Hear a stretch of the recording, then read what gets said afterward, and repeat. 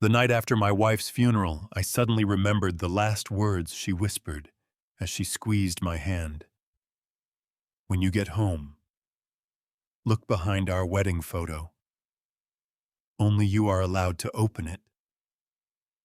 Alone in the silent living room, I found an envelope taped exactly where she said it would be. The letter began with the words, "I'm sorry." And then I realized I had never truly known the life she had lived. Before we go any further, thank you for being here. It genuinely means the world to me. Drop a comment and tell me, where are you watching from? Your city, your country. I'd love to know who's in this with me. Note this story weaves in fictional elements for storytelling purposes. Names and places are coincidental, but everything it's trying to teach you is absolutely worth keeping. The house had never felt so empty. I had lived inside these walls for 38 years, raised a son here, grown old beside the woman I loved more than I ever told her out loud, because men of my generation didn't say those things enough. And now she was gone, and the words were still sitting in my chest with nowhere to go. The last of the guests had left by 7 that evening. Neighbors, old friends from Miriam's book club, a few colleagues of mine from the accounting firm I'd retired from 11 years back. They came with casseroles and condolences, said all the right things, pressed my hand, and eventually drove away down Sycamore Street, while the October sky turned the color of a bruise. Colt had stayed the longest. My son, 44 years old, sharp-jawed, always dressed like he had a meeting to get to, even when he didn't, had stood in my kitchen washing dishes. He didn't need to wash, talking about logistics. The funeral arrangements had gone smoothly. The flowers were appropriate. He'd already spoken to someone at the bank about updating the accounts. "You don't need to worry about any of that, Dad," he said, drying his hands on the dish towel Miriam had embroidered with little blue cornflowers. "I'll handle everything." "I know you will," I said. He hugged me at the door, firm, brief, the kind of hug that communicates competence rather than grief, and told me to call if I needed anything. His headlights swept across the living room window as he backed out of the driveway, and then I was alone. I didn't turn on the television, didn't pour a drink. I just walked to the armchair by the window. Miriam's chair, the one with the worn armrests where her elbows had rested for decades, and I sat down in it for the first time in our marriage. It felt wrong and right at the same time, the way grief tends to feel. The wedding photo caught my eye the way it always did. It had hung above the fireplace mantel for as long as I could remember. Miriam at 26 in her cream-colored dress, me at 28 in a borrowed suit that fit me better than I deserved. We'd gotten married on a Tuesday afternoon at the county courthouse because neither of us had the patience for a big production. Her mother had cried. My father had shaken my hand afterward and said, "She's better than you, son. Don't forget that." I never did. I sat there looking at that photo until the room went fully dark, and the only light came from the street lamp outside. And I heard her voice, not out loud. I want to be clear about that. I wasn't losing my mind. It was memory, plain and simple, the way a song comes back to you without warning. 3 days before she passed, when the morphine was doing most of the talking, and her hand in mine weighed almost nothing, Miriam had turned her head toward me with a focus that cut right through the fog of the medication. "Harlan," her voice had been barely a thread of sound, "look behind our wedding photo. Only you." She squeezed my fingers just barely, just enough. "Promise me." "I promise," I said, "because you say yes to a dying woman, especially when that dying woman is the person you've built your entire life around." I'd told myself it was the morphine. People say strange things at the end, reach for faces that aren't there, speak in old languages, give instructions that belong to dreams.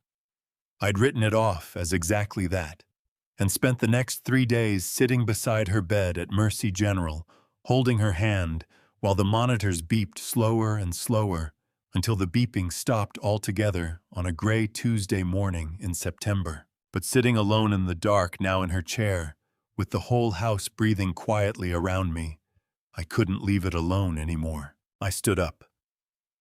My knees reminded me I was 72, as they tended to do these days.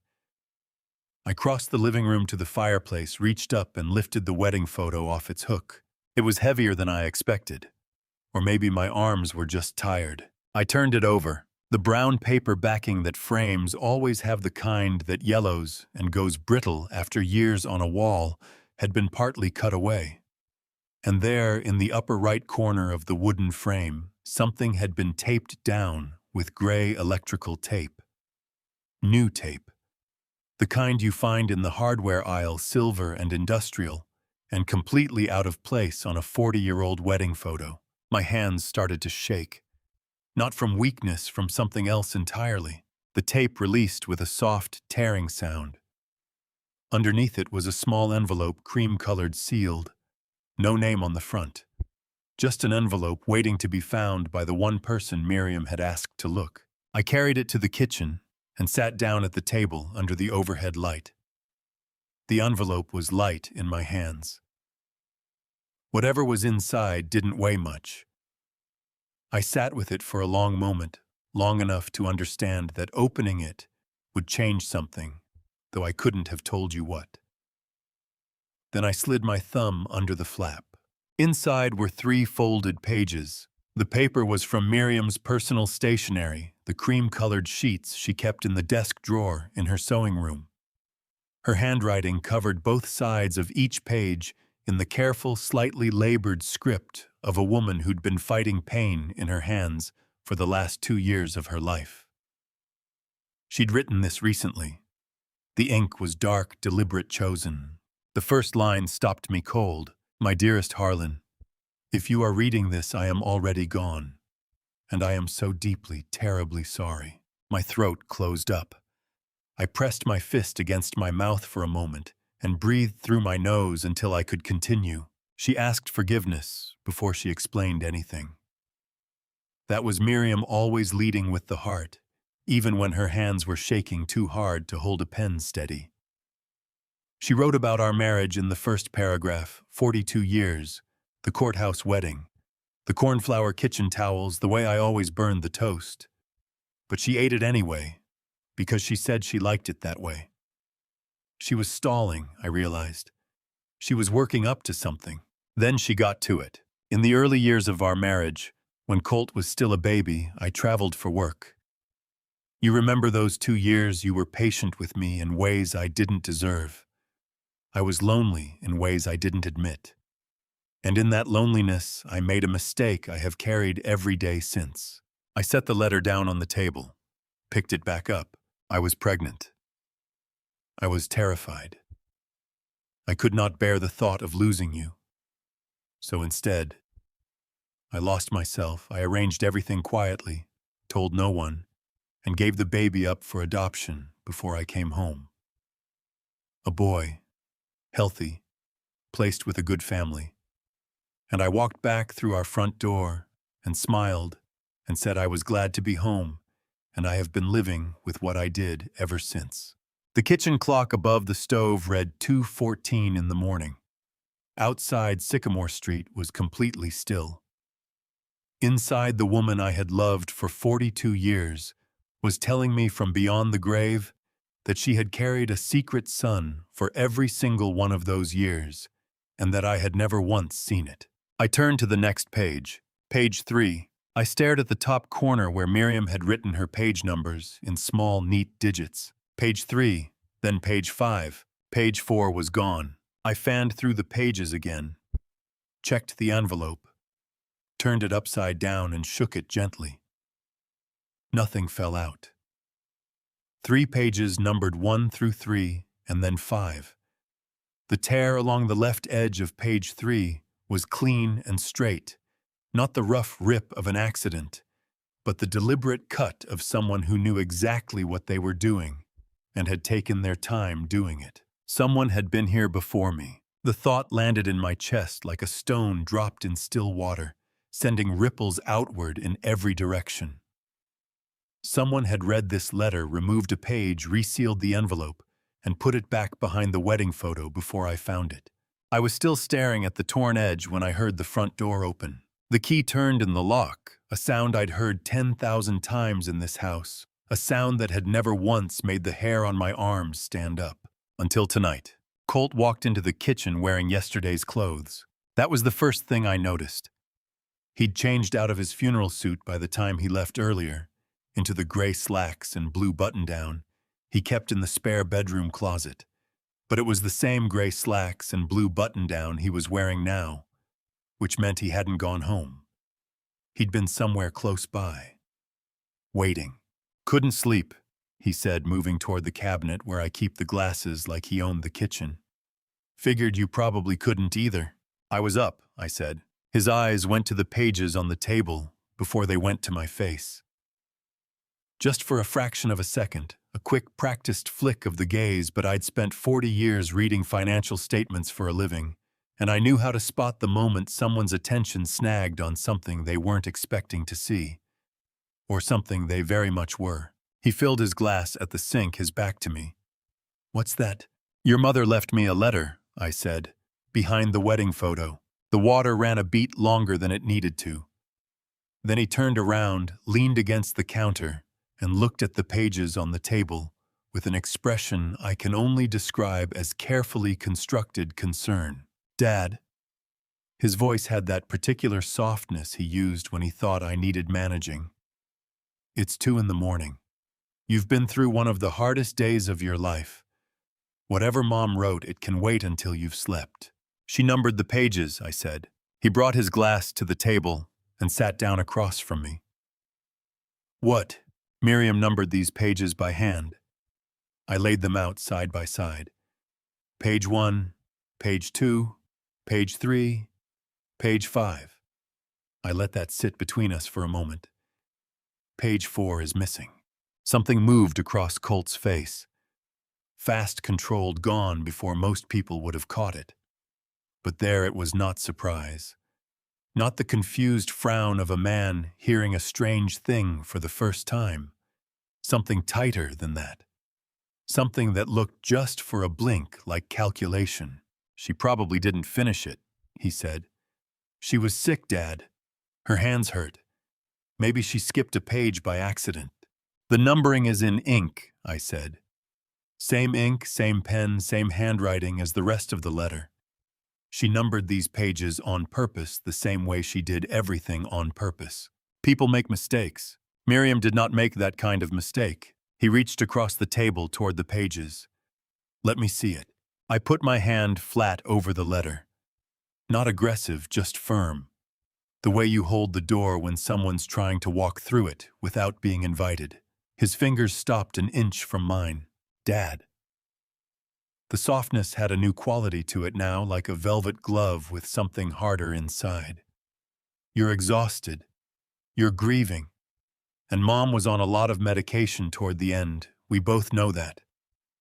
Whatever she wrote, it's not necessarily... Sit down, Colt. He sat.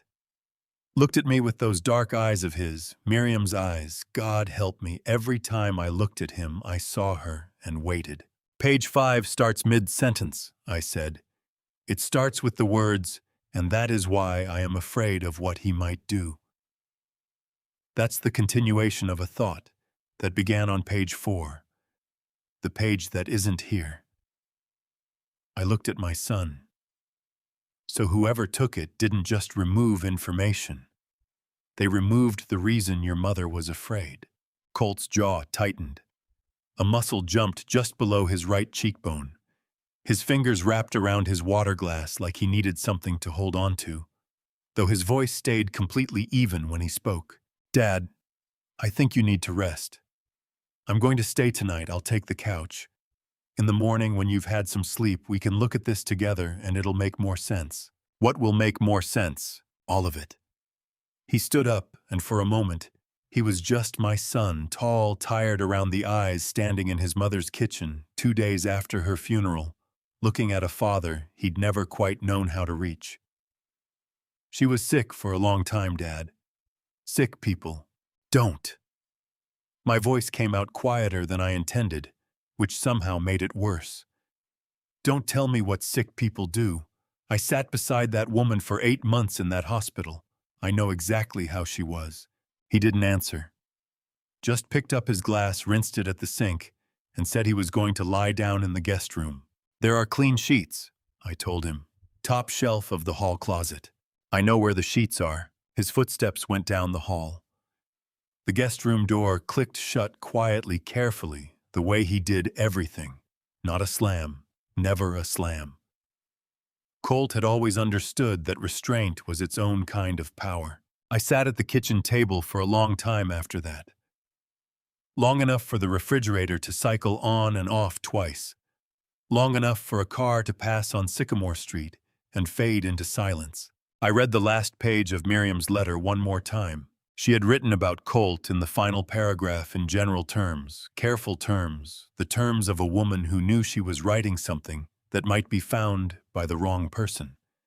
She said she loved him. Of course she did. But she also wrote something that I kept turning over in my mind long after I finally folded the pages and put them back in the envelope. Whatever happens, Harlan, I need you to trust your own eyes more than you trust his words. You have always been the most honest man I have ever known. Hold on to that. Then, on the last line of page 5, underlined once in handwriting that was shaking but deliberate, whatever you do next, do not trust Colt. I slid the envelope into the inside pocket of my robe and turned off the kitchen light. In the dark, I stood at the threshold between the kitchen and the hallway, listening to the house. Down the hall, no sound came from the guest room. No movement, no shifting, no sounds of a man trying to sleep. Just quiet, which meant Colt was lying in the dark, too awake thinking. And we both knew the other one was doing the same.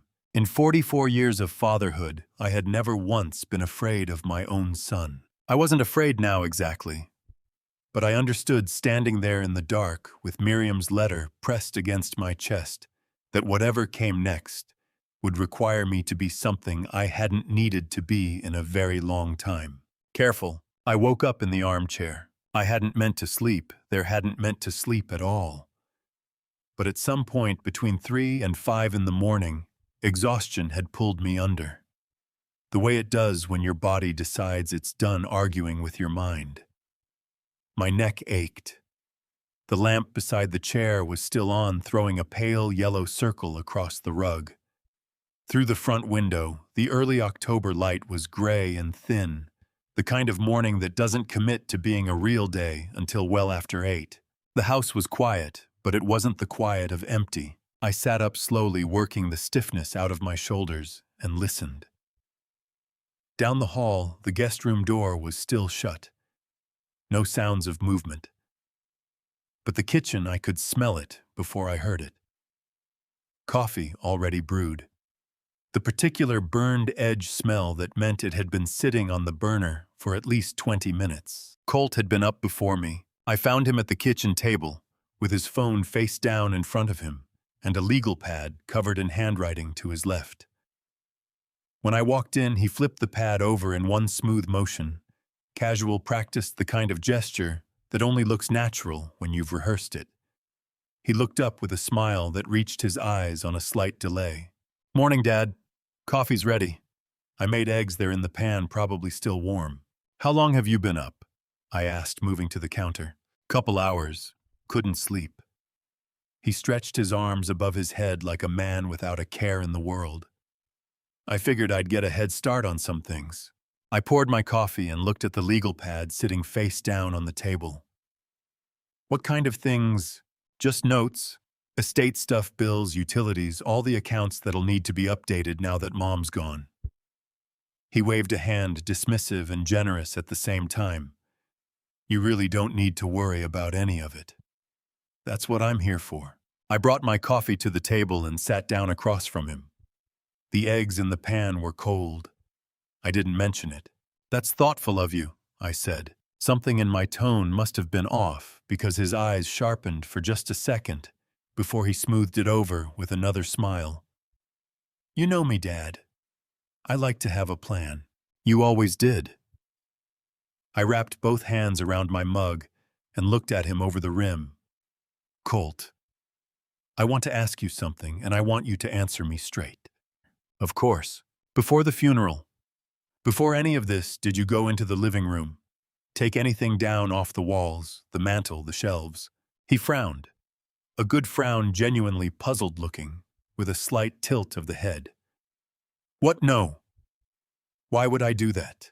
Just checking. I took a slow sip of coffee. The burned bitterness of it hit the back of my throat. Your mother kept certain things in certain places. I'm trying to make sure nothing got moved during all the coming and going this week. Nothing was moved, Dad. His voice was patient, gentle.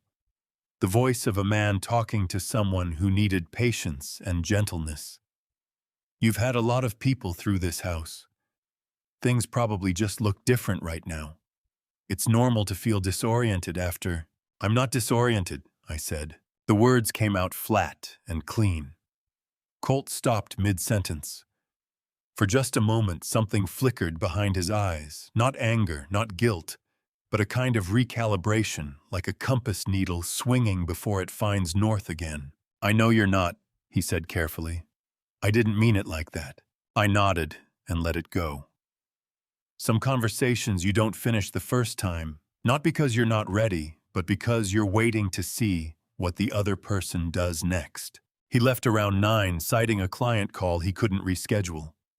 Before he walked out, he turned in the doorway with one hand on the frame and said, I'll come back this afternoon.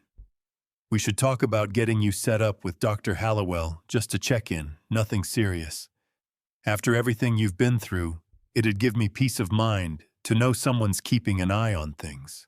Dr. Hallowell was my primary care physician of 22 years. A good man.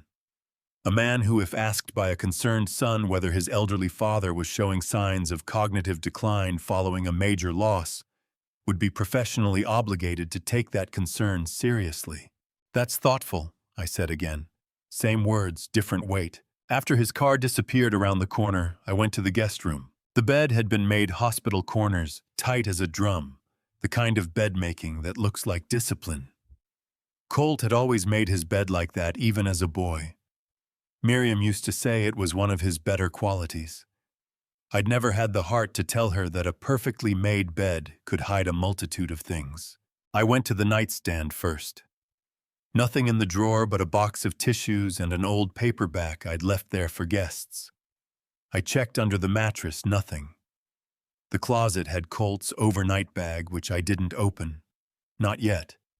I was looking for something specific. The legal pad. He'd taken it with him. Of course he had. But on the floor beside the nightstand, caught between the wood frame and the baseboard, was a small torn corner of yellow paper, the kind that comes from the bottom of a legal pad page when you pull it off in a hurry. On it, in Colt's handwriting, were 5 words. Dr. H. Tuesday / Attorney Morrison, Cho. Attorney Morrison. A lawyer named Morrison. And the letter G, which in legal shorthand in the context of an elderly parent and a concerned adult child stood for one thing: guardianship. My chest tightened. Not pain, but the particular compression of a man who has just confirmed a suspicion he'd hoped was wrong. I stood in the middle of the guest room with that scrap of yellow paper between my fingers and breathed through it. Miriam's voice came back to me then, not from the letter, but from 20 years of watching her read people at dinner parties and church socials. Her voice quiet in my ear afterward. That one's been doing the math on something the whole time we were talking. Did you notice his hands? I'd always noticed things. I just never had reason to notice them in my own house. I tucked the scrap of paper into my shirt pocket and walked back to the kitchen. Poured the burned coffee down the drain, made a fresh pot, and sat down at the table where Miriam and I had eaten breakfast together for 38 years. I had a decision to make. Not about what Colt was doing, I understood that well enough now. The decision was about what I was going to do about it, and how long I was willing to wait before I did it. Miriam's letter was still in the pocket of my robe. I pressed my hand flat against my chest and felt the faint crinkle of the envelope through the fabric. She had left me a name at the bottom of page 5. A name and an address. someone she trusted with things she couldn't tell me herself. It was time to pay that person a visit. 3 days passed before I could get out of the house without Colt knowing where I was going. That might sound like an exaggeration. I was a grown man, 72 years old, in full possession of my faculties, but you have to understand the particular architecture of what Colt had built around me in that first week. It wasn't a cage. Cages are obvious. What he'd constructed was more like a very comfortable net, woven so gradually and so gently that by the time you noticed the weave, you were already inside it. He came by twice a day, morning and evening, reliable as the mail. He brought food, good food too, from the Italian place on Merchant Street that Miriam had always loved. He fixed the loose hinge on the back gate that I'd been meaning to get to for 3 months. He sat across from me at the kitchen table and talked about nothing consequential, the weather, the neighbor's new dog, a story he'd heard at the gym. He was by every observable measure an attentive and devoted son. He was also, I had quietly confirmed, calling people. The first call I overheard was to my cousin Raymond Miriam's side of the family, a man I'd known for 40 years, who lived 40 minutes north in Claremont. I heard Colt's voice through the wall of the living room while I was making my way down the hall, and I stopped walking without making a conscious decision to do so. "Just keeping you posted, Uncle Ray. He seems okay on the surface, but between you and me, he's not processing things the way I'd expect." A pause, then lower. "Found some papers he claims Mom left for him. Keeps talking about them. I think the grief is hitting harder than he's letting on." I stood in the hallway with my hand on the wall and felt something cold move through me. Not anger, not yet. Something more precise than that. The feeling of watching a mechanism you've seen before, finally understanding what it's been built to do. He made a second call that same evening to Dr. Halliwell's office. I didn't hear the full conversation, but I caught enough, concerned about my father. Sudden onset of confusion following the death of my mother. Would it be possible to schedule a cognitive assessment? A cognitive assessment. Not a grief counseling session. Not a general wellness check.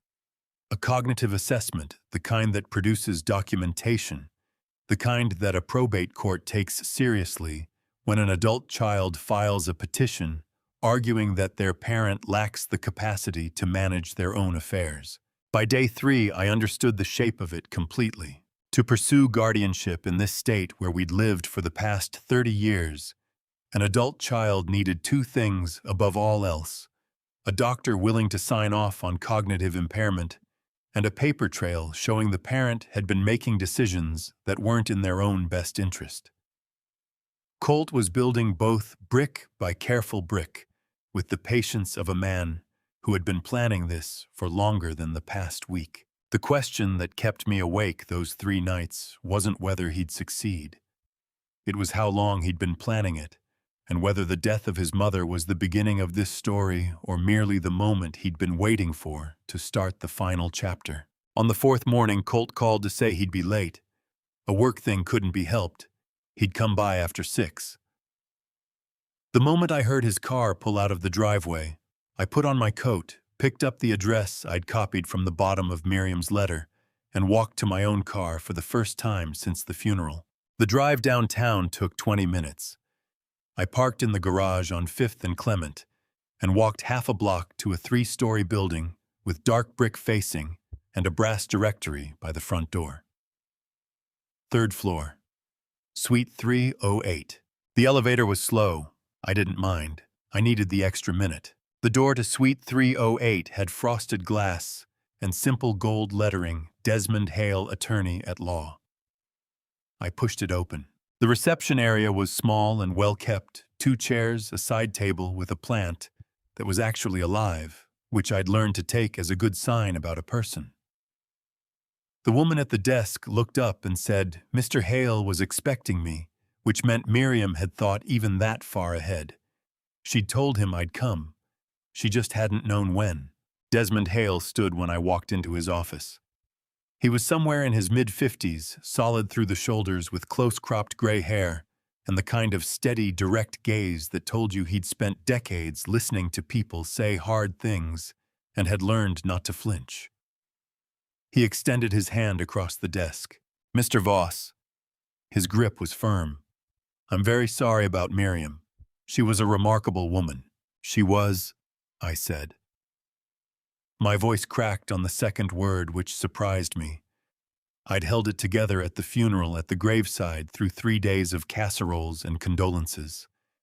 Apparently, this office, this man who had known something about my wife that I hadn't, was where the crack finally showed. I pressed my lips together and sat down.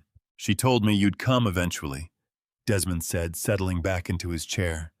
He reached into the drawer to his left and withdrew a large manila envelope, thick and sealed, which he set on the desk between us. She said, and I'm quoting her directly here, "Harlan is slow to move, but once he decides to move, nothing stops him." Despite everything, I felt a small, sharp pain in the center of my chest that had nothing to do with illness. That was Miriam. That was her exactly in 14 words. "She left instructions," Desmond continued. "Specific ones. This envelope is for you only. You only opened in this office the first time with me present." He paused. "She was very clear that under no circumstances was Colt to know about this meeting or this envelope." "I gathered," I said. "Before I give this to you, I need to ask you a few questions." Standard verification, she asked me to confirm I was speaking to the right person. He glanced at the notepad in front of him. "What was the name of the diner where you had your first date with Miriam?" I blinked. Of all the things I'd prepared myself for walking in here, a quiz about our courtship wasn't one of them. "Patsy's," I said. "On Harbor Boulevard. She ordered the chicken pot pie and complained the crust was soggy the whole time." For the first time, Desmond smiled. It transformed his face entirely, made him look 10 years younger. "She told me you'd say that. She said you still brought it up every time chicken pot pie appeared on a menu anywhere near the two of you." 42 years, I said, and the crust was always soggy." He slid the envelope across the desk. I picked it up. It was heavier than Miriam's letter had been, considerably heavier. I ran my thumb along the sealed flap. "Take your time," Desmond said. "There's no rush." I opened it. Inside was a stack of papers, organized with paper clips and tabbed dividers, the way Miriam organized everything systematically, thoroughly, in a way that communicated she'd been thinking about this for a long time. The first page was a typed summary in Desmond's hand, dated 3 months before Miriam passed. The top line read, "Rudy James Callum. Born July 14, 1983. Current address, 4417 Birchwood Lane, Clarksville." My eyes stopped on that name. Rudy Callum. The boy. The child she had given away. He wasn't a boy anymore. He was 42 years old, with an address 40 minutes from where I was sitting, and Miriam had known exactly where he was. "She found him," I said. "It wasn't a question. She hired me 7 years ago to locate him," Desmond said. "It took time. Closed adoption records are difficult to navigate, but yes, she found him." He let me absorb that before adding, "She never contacted him directly." I looked up from the papers. "Why not?"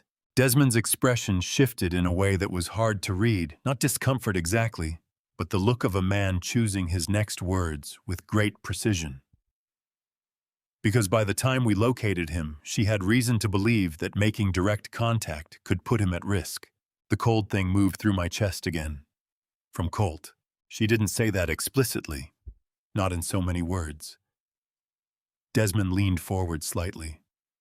What she said was that she'd become aware over the preceding few years that Colt was paying unusually close attention to her personal activities. Letters she received, appointments she kept. She didn't feel safe reaching out to Rudy while that was the case. My hands tightened around the envelope. The papers inside crinkled softly. "She was protecting him," I said. The words tasted like something I'd swallowed wrong. "Yes." Desmond held my gaze. And in her letter to you, Mr. Voss, the one she left in the frame, she told you not to trust Colt. I don't believe that was paranoia. I believe she knew something about her son that frightened her, and she spent the last years of her life trying to make sure that when she was gone, you'd have everything you needed to handle it. The office was very quiet. Outside the frosted window, I could hear the city going about its business traffic, someone's phone, the distant three-note call of a delivery truck backing up. Normal sounds. The sounds of a world that had no idea what was sitting in this room. I looked down at the papers in my lap. Rudy Callum, 42 years old, Clarksville. There's more, Desmond said quietly. When you're ready. I straightened the papers against my knee, squared them up the way Miriam would have, and looked at the man across the desk. Tell me everything, I said. Desmond opened a second folder. This one was thinner than the first, not because it contained less, but because what was inside had been distilled down to only what mattered. The kind of file a careful man builds when he knows every page might one day be read by someone who is already hurting and doesn't need extra weight. Miriam came to me the first time in the fall of 2016, he said, setting the folder open between us. She told me she needed to find someone. She was very calm about it. The way people are calm when they've been carrying something for so long that the weight has become normal. He paused. She gave me a name, a year of birth, the county where the adoption was processed. That was all she had. How long did it take? My voice came out steadier than I felt. 4 years to confirm identity, 3 more to locate current address. He turned the first page toward me, a printed record, official-looking, with a case number along the top. Closed adoptions in this state seal everything. The birth parents' names, the adoptive family's names, the child's original birth certificate. To access any of it legally, you generally need either a court order or a mutual consent registry match, meaning both the birth parent and the adoptee have to register their willingness to connect. He tapped the page. Rudy Callum filed with the registry in 2018. Miriam never did. My chest squeezed. Why not? Desmond looked at me steadily. Because by 2018 she'd become aware that Colt was watching her. The words landed like a fist against a closed door, not breaking through, just making the whole frame shudder. I pressed my palms flat against my thighs and breathed. She noticed things, Desmond continued. Small things at first. Her personal mail arriving already opened and resealed. Her journal moved from where she'd left it on the nightstand. A phone call she'd made to my office referenced casually in a conversation with Colt that she had never mentioned to him. He closed the folder briefly, then opened it again, as if deciding how much to give me at once. She believed he had found out she was hiding something significant. She didn't know how much he knew. But she was certain of one thing: if she made contact with Rudy and Colt discovered it, Rudy would become a target. So she stayed away. My throat was burning. She found him, and then she stayed away to protect him. Yes. Desmond's voice was quiet and very sure. That is exactly what she did. I pressed the back of my hand against my mouth for a moment. The burning in my throat spread upward behind my eyes, and I blinked hard against it, not trusting myself to speak until it passed. 7 years. She had known where her son was for 7 years, and never once let herself reach out, never once put herself first, because she was afraid of what Colt might do to a man who had never asked for any of this. She did see him once, Desmond said. I looked up sharply. He reached into the folder and withdrew a single photograph printed on regular paper, slightly grainy, taken from a distance with a long lens. A man in his early 40s, standing in the driveway of a small house loading tools into the back of a pickup truck.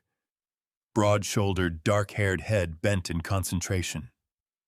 There was something about the angle of his jaw, the way he held himself with his weight slightly forward, that made my throat tighten for a reason I couldn't immediately name. About 3 years ago, Desmond said. Miriam asked me to arrange a way for her to see him, not to speak to him, not to introduce herself, just to see him. He set the photograph down. I drove her to Clarksville on a Tuesday morning. She sat in my car across the street for about 20 minutes. Then she asked me to wait, got out, and walked across.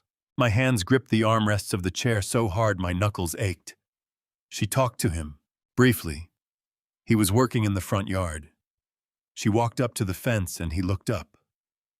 Desmond's voice stayed even, but something in his eyes went very careful. She asked him one question.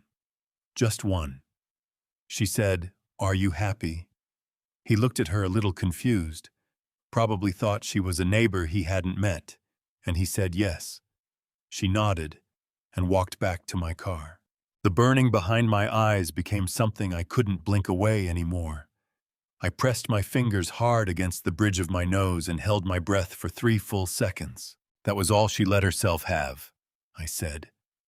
The words came out rough, scraped, raw. "That was all she let herself have," Desmond confirmed softly. We stayed with that for a moment. Not a comfortable moment, but a necessary one, the kind that has to be lived through rather than rushed past. Then Desmond reached for the last item in the folder. Not a document this time.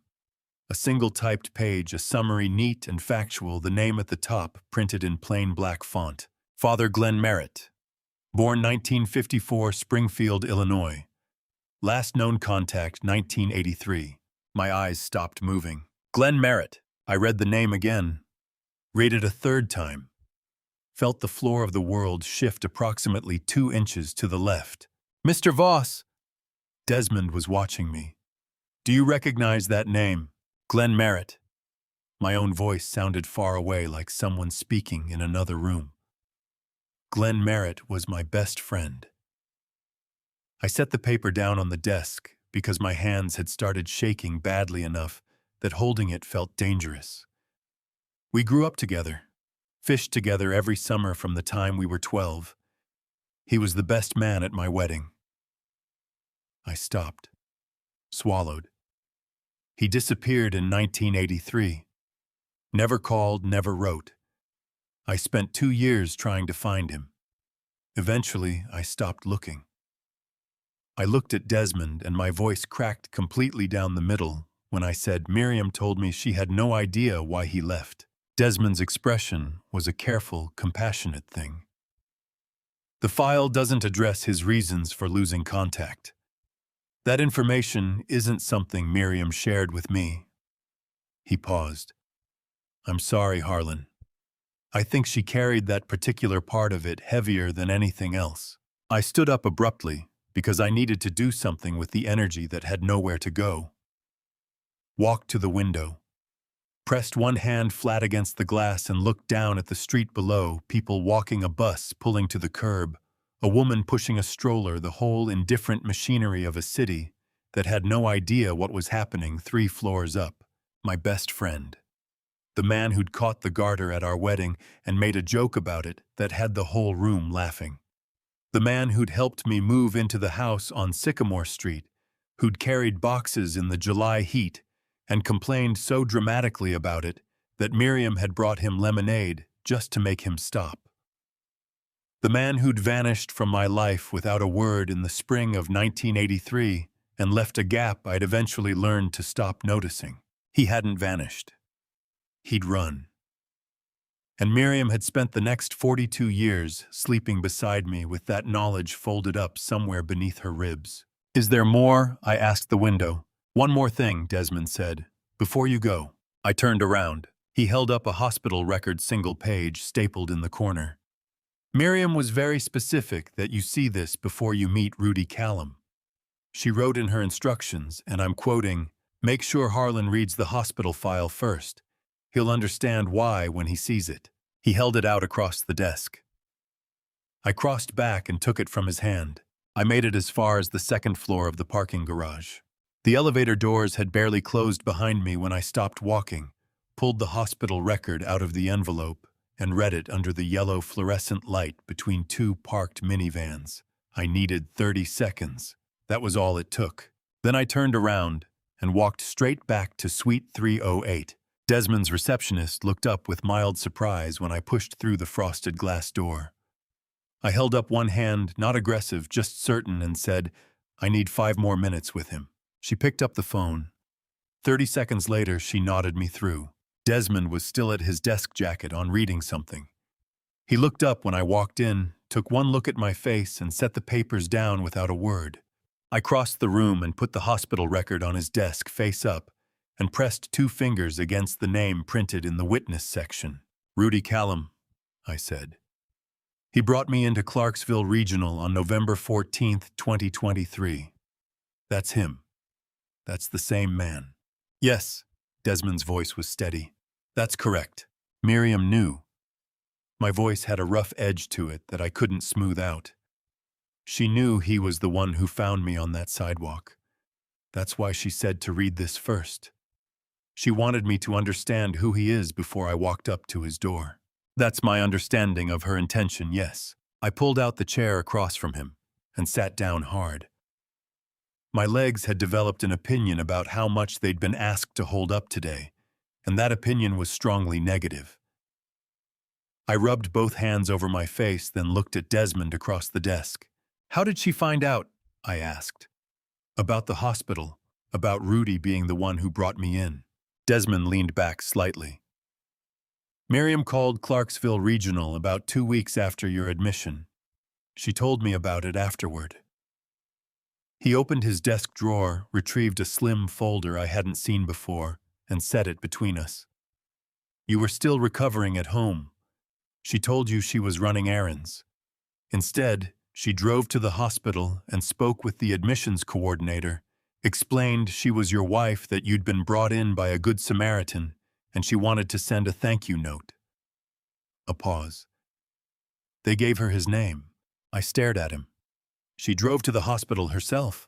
"She did. While I was home thinking she was at the grocery store." "Harlan." Desmond's voice was gentle but direct. She recognized the name the moment they said it. She had been looking at Rudy Callum's file for years by that point. His name, his address, his photograph. When the admissions coordinator read that name off to her over the phone, he stopped. "She knew," I said. "She pulled over on the side of the road and called me from the car," Desmond said. "I remember because it was a Thursday afternoon, and I was in the middle of a deposition. She left a voicemail. 3 sentences. He opened the slim folder and turned it toward me. A printed transcript, short-dated, November 28th, 2023. Des, it was him. Rudy was the one who found Harlan. "I don't know what to do with that. Call me back." My eyes burned. I pressed my thumbnail hard against the edge of the desk to give the feeling somewhere to go. "She never told me," I said. "No." Desmond closed the folder. "She called me back 2 days later and said she'd decided not to tell you. Not yet. She said you'd want to go find him immediately, and she wasn't ready for that." Colt was already watching her more closely than she liked, and she needed time to figure out how to do this safely. "She was protecting everyone," I said, and my voice broke on the last word in a way I couldn't stop. She was sitting on all of this, the secret, the guilt, the knowledge that her son had just scraped her husband off a public sidewalk, and she was doing the math on how to protect everyone at the same time. I pressed my fist against my mouth for a moment. "She never once told me she was carrying any of this. She carried it because she loved you," Desmond said quietly. "And because she didn't trust herself to say it out loud without falling apart. In the 7 years I worked with her on this, I never once saw Miriam Voss fall apart." He paused. "I think she was saving it all up for the letter." I sat with that. Outside the window, the afternoon light had shifted to something lower and more orange, the kind of late sun that makes everything look warmer than it is. "Tell me about Colt," I said finally. "Not what you suspect, what you know." Desmond folded his hands on the desk. "What Miriam told me directly was this: approximately 4 years before she passed, she became certain that Colt knew she was hiding something significant. She didn't know how much he'd pieced together. But she described a specific incident. She came home one afternoon to find her personal address book had been moved. Not by much. Just enough that someone who knew exactly where she kept it would know it had been touched. The address book where she kept your business card, I said. Yes. A beat. She moved the card after that. Started keeping sensitive documents here in my office rather than at home. He looked at me carefully. She told me she believed Colt had been reading her mail, possibly accessing her phone when she left it unattended. She couldn't prove it. But Miriam was not a woman who imagined things. No, I agreed. She was not. The last time I spoke with her 2 weeks before she passed, she told me she was at peace with one thing. Desmond's voice dropped slightly, not from grief, but from the particular weight of a man delivering the last words of someone who trusted him with them. She said she knew you'd figure it out, that once you started looking, you wouldn't stop. She said. He paused, checking something in his memory, wanting to get it right. She said, Harlan is the most honest man I've ever known. If I can just get the truth into his hands, he'll know what to do with it. The burning behind my eyes became completely unmanageable. I stood up, not because I was finished, but because I needed to be vertical. Walked to the window again. Pressed my forehead briefly against the cool glass. Below the street was doing what streets do. In the late afternoon, people heading home, collars up against the October chill, everyone moving with that particular end-of-day purposefulness. None of them knew. None of them had any idea that 3 floors up, a 72-year-old man was standing at a window trying to hold himself together long enough to do right by the woman who'd loved him for 42 years and died still trying to protect him. What do I do now? I asked the window. Not helplessly, practically. I was done with helpless. I needed a next step. You go home, Desmond said from behind me. You act normal. You give nothing away to Colt. A pause. And when you're ready, you go to Clarksville. I straightened up, turned around, looked at Desmond Hale, who had kept my wife's secrets faithfully for 7 years, and handed them to me with both hands. How do I start that conversation? I asked. With Rudy. How do I walk up to a man's door and tell him his whole life is about to change? Desmond looked at me for a long moment. Then he said, You tell him the truth. In my experience, it's the only thing that works. I picked up the envelope from the desk, tucked the hospital record back inside, and shook Desmond's hand one more time. Thank you, I said. Don't thank me yet, he said. You've got a long road ahead. He wasn't wrong. But I'd driven long roads before. Colt arrived at 6:15 with pasta from Carmine's. He let himself in with his key, a habit I'd never minded before, and was now very aware of, and called out from the entryway that he'd gotten the rigatoni because he remembered it was my favorite. I was sitting in the living room with a book I hadn't been reading, and I set it down and said that sounded fine. He moved through the kitchen the way he always did. Efficient, organized, setting out plates without being asked, because he'd grown up in this house and knew where everything lived. I watched him from the doorway and thought about how much of what I was seeing right now was real and how much of it was performance, and whether there had ever been a time when I could have told the difference. You look tired, he said, spooning pasta onto a plate. Did you sleep last night? Some, I said. You. Not great? He set the plate in front of me and dropped into the chair across the table. I keep thinking about things that need to get done. The estate filing, the utility transfers, the investment accounts. He picked up his fork and then set it back down. Dad, I've been thinking it might be easier if I had signing authority on the main accounts, just temporarily, so you don't have to drive to the bank every time something needs attention. There it was. Earlier than I'd expected, and smoother than I'd given him credit for. That's thoughtful, I said, and took a bite of the rigatoni. I talked to someone at the bank last week just to understand the process. He was watching me with that particular focused attention he'd had since he was a boy, the kind that was meant to look like concern, but always felt more like assessment. It's a simple form. Wouldn't take more than 10 minutes. I'd want my attorney to look at anything before I sign it, I said pleasantly. Force of habit from the business days.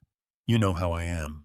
Something flickered in his jaw, not anger, more like a calculation being revised. Of course, he said. That's smart. There's no rush. We ate. He talked about a client of his who'd been causing problems, a neighbor dispute 2 streets over the fact that the gutters needed cleaning before winter. I nodded and responded, and ate the rigatoni, which was genuinely good, and the whole time I was watching his hands. Colt's hands gave him away the way most people's faces did. He was too disciplined with his expressions. Decades of managing clients had trained that out of him, but his hands still talked. Right now, they were restless, tapping the table edge, adjusting his fork, picking up his water glass and setting it back down in a slightly different position. The hands of a man whose plan had just been pushed back on a timeline he didn't control. After dinner, he washed the dishes again without being asked, and then pulled a folded document from the inside pocket of his jacket, with the practiced casualness of someone who'd rehearsed the moment. I had Morrison's office draw this up, he said, setting it on the table. Just a standard financial power of attorney. Temporary. Limited scope. He tapped the top of the page. You'd still be in control of everything. It just means I can handle the day-to-day without bothering you. I picked it up and read it slowly. Not the whole thing. I'd read enough contracts in my life to know that what mattered was what the document said, not what the person handing it to you said. It said, the scope was not limited. The duration was not temporary. What this document would do if I signed it was give Colt the ability to act on my behalf in virtually any financial matter without my direct involvement. I set it down and looked at my son. I'll have Desmond take a look at it, I said. His chin came up slightly. Desmond Hale. He handled some estate work for your mother. Miriam always said he was thorough. I kept my voice easy, like this was the most natural thing in the world. I'd feel better having someone review it. You understand? Of course, Colt said. For the first time all evening, the pleasantness in his voice had a hairline crack running through it. Take all the time you need. He left at 8:30. I walked him to the door, shook his hand, the way we'd always said goodbye because neither of us were huggers except at funerals, and watched his headlights back out of the driveway. Then I went to Miriam's sewing room. I hadn't been in there since she passed. The room still smelled like her, that particular combination of lavender soap and the cedar lining of her thread drawers that I would have recognized blindfolded in any building in the world. I stood in the doorway for a moment with my hand on the frame and let the smell hit me square in the chest, which it did with considerable force. Then I went to the small filing cabinet in the corner and pulled out the folder Desmond had given me. I turned to the page about Glenn Merritt. I'd been avoiding it since I'd first seen the name. In the car in Desmond's office on the drive home, I'd known the page was there, and I'd known I wasn't ready for it. I was ready now, or as close to ready as I was going to get. The file was thin. A name, a birth year, a hometown in Illinois. A note that Miriam had provided his name from memory when she first came to Desmond in 2016. A line that said the investigator had been unable to locate Glenn Merritt at any current address, last known record, dated 1984, after which he'd effectively disappeared from public records. Disappeared. The same word I'd used for 40 years. I sat down in Miriam's sewing chair, the small wooden one she'd pulled up to her work table 1,000 times, and looked at the photograph of Glenn that I'd carried in my wallet since 1979. The two of us at the lake, 20-something, and stupid, with happiness squinting into the summer sun. Glenn with his arm around my shoulder, laughing at something one of us had said. You were there, I said out loud, to the photograph, to the empty room, to whatever was left of 40 years of wondering. You were there, and now you're not, and she carried it the whole time. My eyes burned hot and fierce. My chest felt like something had reached inside and wrung it like a wet cloth. I pressed the photo against my sternum and sat in Miriam's chair in Miriam's room and let myself feel the full weight of it, not just the betrayal, because that wasn't the right word for it, but the loneliness of what she'd carried. The particular loneliness of a secret that can never be shared. After a while, I put the photo back in my wallet, put the folder back in the filing cabinet, and went to bed. Tomorrow was Saturday. I had a drive to make. I told Colt I was having breakfast with a retired colleague from the firm. He called at 8 to check in. That had become the new rhythm, a morning call and an evening visit. The infrastructure of a son keeping close tabs on a father. And I gave him the story easily because it was the kind of thing I actually did or used to before Miriam got sick, and the world shrank down to hospital rooms and home. "Drive safe," he said. "Call me if you need anything." "I always do," I said, which was true enough that it didn't feel like a lie. The drive to Clarksville took 42 minutes in light Saturday morning traffic.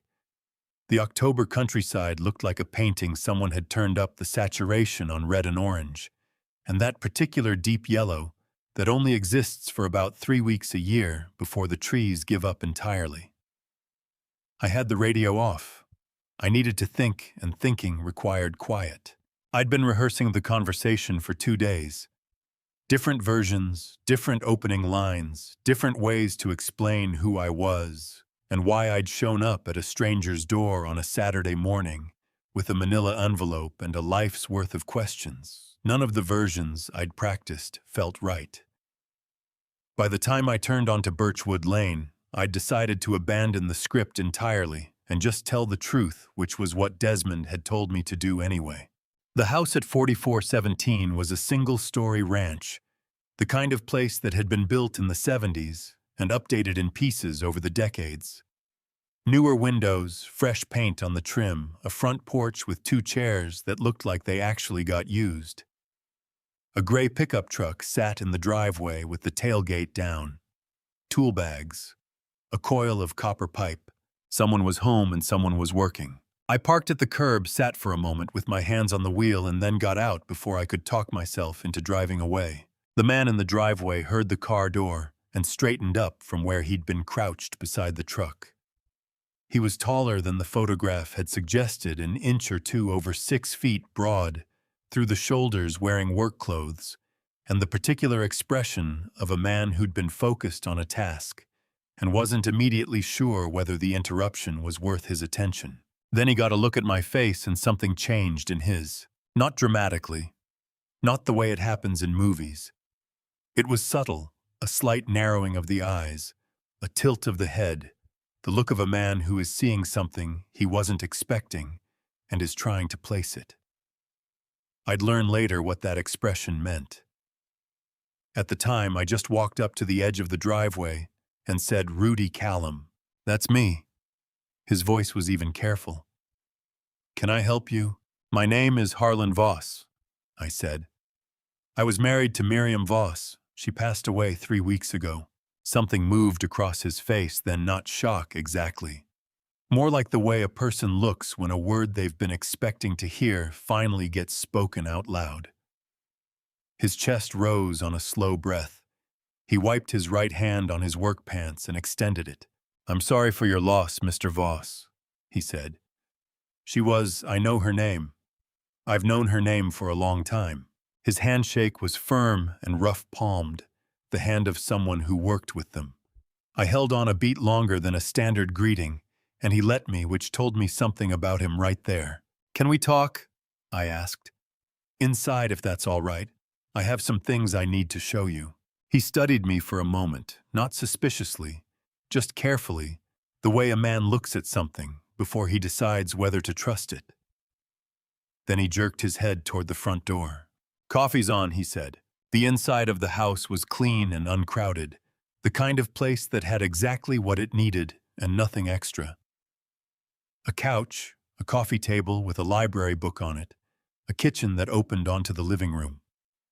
On the refrigerator, held up by a magnet shaped like a wrench, was a child's drawing crayon red house lopsided sun. I noticed it because it was the only decorative thing in the room that wasn't functional. Rudy set a mug in front of me without asking and sat down across the table. He wrapped his hands around his own mug and looked at me with those steady eyes and waited. I put the manila envelope on the table. Before I explain why I'm here, I said, I need to ask you something. November 14th, 2023. Do you remember it? He didn't hesitate. Maplewood Avenue. Man down on the sidewalk. I called 911 and rode with him to Clarksville Regional. His eyes sharpened slightly. That was you. That was me, I said. He set his mug down slowly. His jaw tightened. A muscle jumped just below his cheekbone, and he pressed his lips together hard, like he was holding something in that needed a moment before it could come out safely. When he finally spoke, his voice had roughened at the edges. I had no idea who you were, he said. I swear to God, I had no idea. I know that, I said. That's not why I'm here. Then why are you here, Mr. Voss? He leaned forward, elbows on the table, and looked at me with an intensity that reminded me so sharply of someone I'd once known that my throat closed around the name before I could say it. Because a man named Colt Voss came to see me 6 weeks ago saying he was a family friend, asking me questions I didn't understand the point of. And now you're sitting in my kitchen with an envelope and a face that looks like you've been carrying something heavy for about 3 weeks. His voice dropped. So tell me straight. What is going on?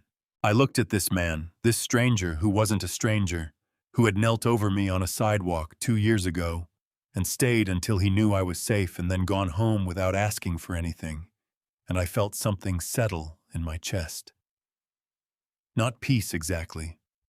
More like the particular solidness of knowing you're finally in the right place, talking to the right person about the right things. I opened the envelope. This is going to take a little while, I said, and some of it is going to be hard to hear. Rudy reached out and refilled both our mugs from the pot on the counter. Without getting up, just leaned back and grabbed it, the casual comfort of a man in his own space, and set it back down. I've got nowhere to be, he said. Before I tell you what Rudy found inside that letter, what name stopped him cold and changed everything I need to know, you're still with me. Drop "still here" in the comments right now. Every single comment means more to me than you know. Heads up, parts of this story have been shaped by fiction to carry the message further. If that's not for you, no pressure, step away now and find something that fits. But if you're staying, what comes next will hit different. I started with the letter, what I had of it. Not the whole story, not yet, but the pages I'd found behind the wedding photo. I pulled them from the envelope, unfolded them carefully, the way you handle something that has already survived more than it should have, and set them on the table between us. I had 4 of the 5 pages, 1, 2, 3, and 5. Page 4 was still missing. Someone had taken it before I found the letter, and I hadn't recovered it yet. Rudy looked at the pages without touching them, the way you look at something you sense is going to change things. My wife wrote this before she died, I said. She hid it behind our wedding photo. She asked me to find it. I pressed my finger to the bottom of the last page, to the line I'd read 100 times in the past 3 weeks. This is the last thing she wrote, but there's a page missing. Page 4. Someone removed it before I got here. Rudy leaned forward and read what I had. His lips moved slightly on the words. Then he sat back and looked at me, and his eyes were doing something complicated, not tears exactly, more the look of a man whose face is working very hard to stay composed while the rest of him is catching up. She knew about me, he said. His voice came out lower than before. She found you 7 years ago, I said. She hired a lawyer to do it. Took 4 years just to confirm your identity because of the sealed records. I watched his throat move as he swallowed. She knew where you lived. She knew your name, your job, the address on Birchwood Lane. She knew all of it, and she never contacted you directly. Why? The word came out rough, scraped from somewhere deep. His hands had curled around his coffee mug so tightly that his knuckles had gone pale. Why would she find me and then just not say anything? Not even a letter, a phone call. Because she was afraid, I said. Not of you, of what would happen to you if the wrong person found out she'd made contact. Something shifted in his expression. Colt Voss, he said. Yes. He set the mug down hard enough that coffee sloshed over the rim onto the table. He grabbed a dish towel from the counter and wiped it up, and the motion was aggressive in a way that told me his hands needed something to do with what he was feeling. That man came to my door 6 weeks ago, Rudy said, throwing the towel back onto the counter. Said he was a friend of the family. Said he was helping sort out some estate matters after his mother passed. He turned back to face me, and there was a heat in his expression now, not anger at me, but the particular fury of a man who realizes he's been handled. He asked me if anyone had reached out to me about the Voss family, if I'd had any contact with Miriam Voss directly. I told him no, because at that point it was the truth. He pointed at the letter on the table. He already knew, didn't he? He already knew what that letter said. We believe so, I said. The letter was missing a page when I found it. Page 4. Colt was in the house before me. Rudy pressed both hands flat on the table and leaned his weight onto them, jaw tight, staring at a point somewhere between us. So he came here to find out how much I knew, whether I was a problem. Yes, and when he figured out I didn't know anything, he decided you were still a problem, I said. Just a future one. Rudy pushed off the table and walked to the window. He stood there with his back to me, one hand gripping the window frame, and I could see the tension in his shoulders from across the room, the set of a man trying to work something very large through a space that wasn't quite big enough for it. After he left, Rudy said, still facing the window, I looked him up, Colt Voss.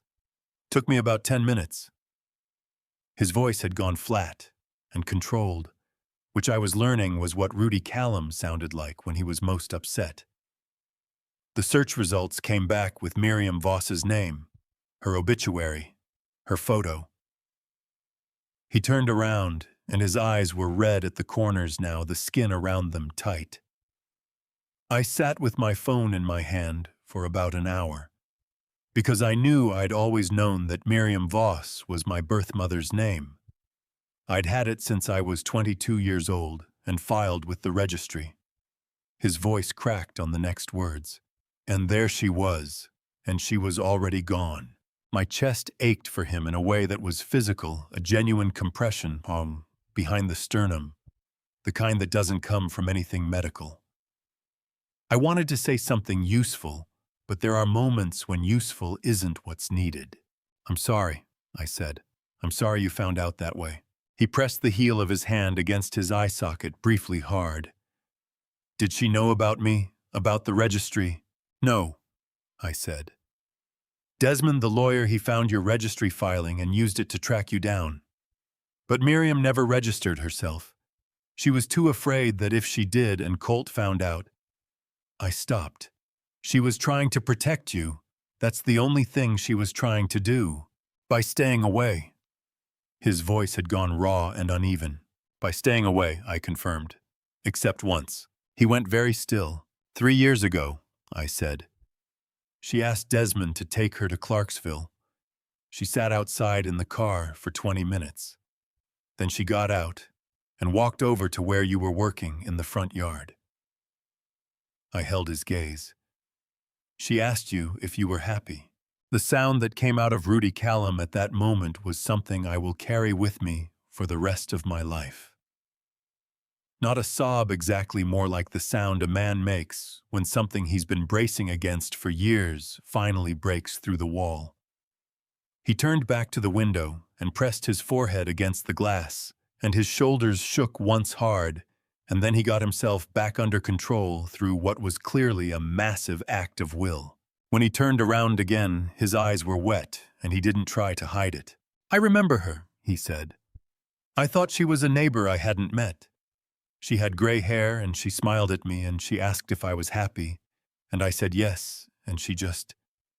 His voice broke. She just nodded and left. I thought it was a strange thing to ask a stranger. It was the only thing she let herself ask, I said. She never told me who she was. His voice cracked fully now, words breaking apart at the seams. She was standing right there, and she never said a single word about who she was to me. She couldn't, I said. She was terrified of what Colt would do if he found out she'd made contact. I paused. She wasn't afraid for herself.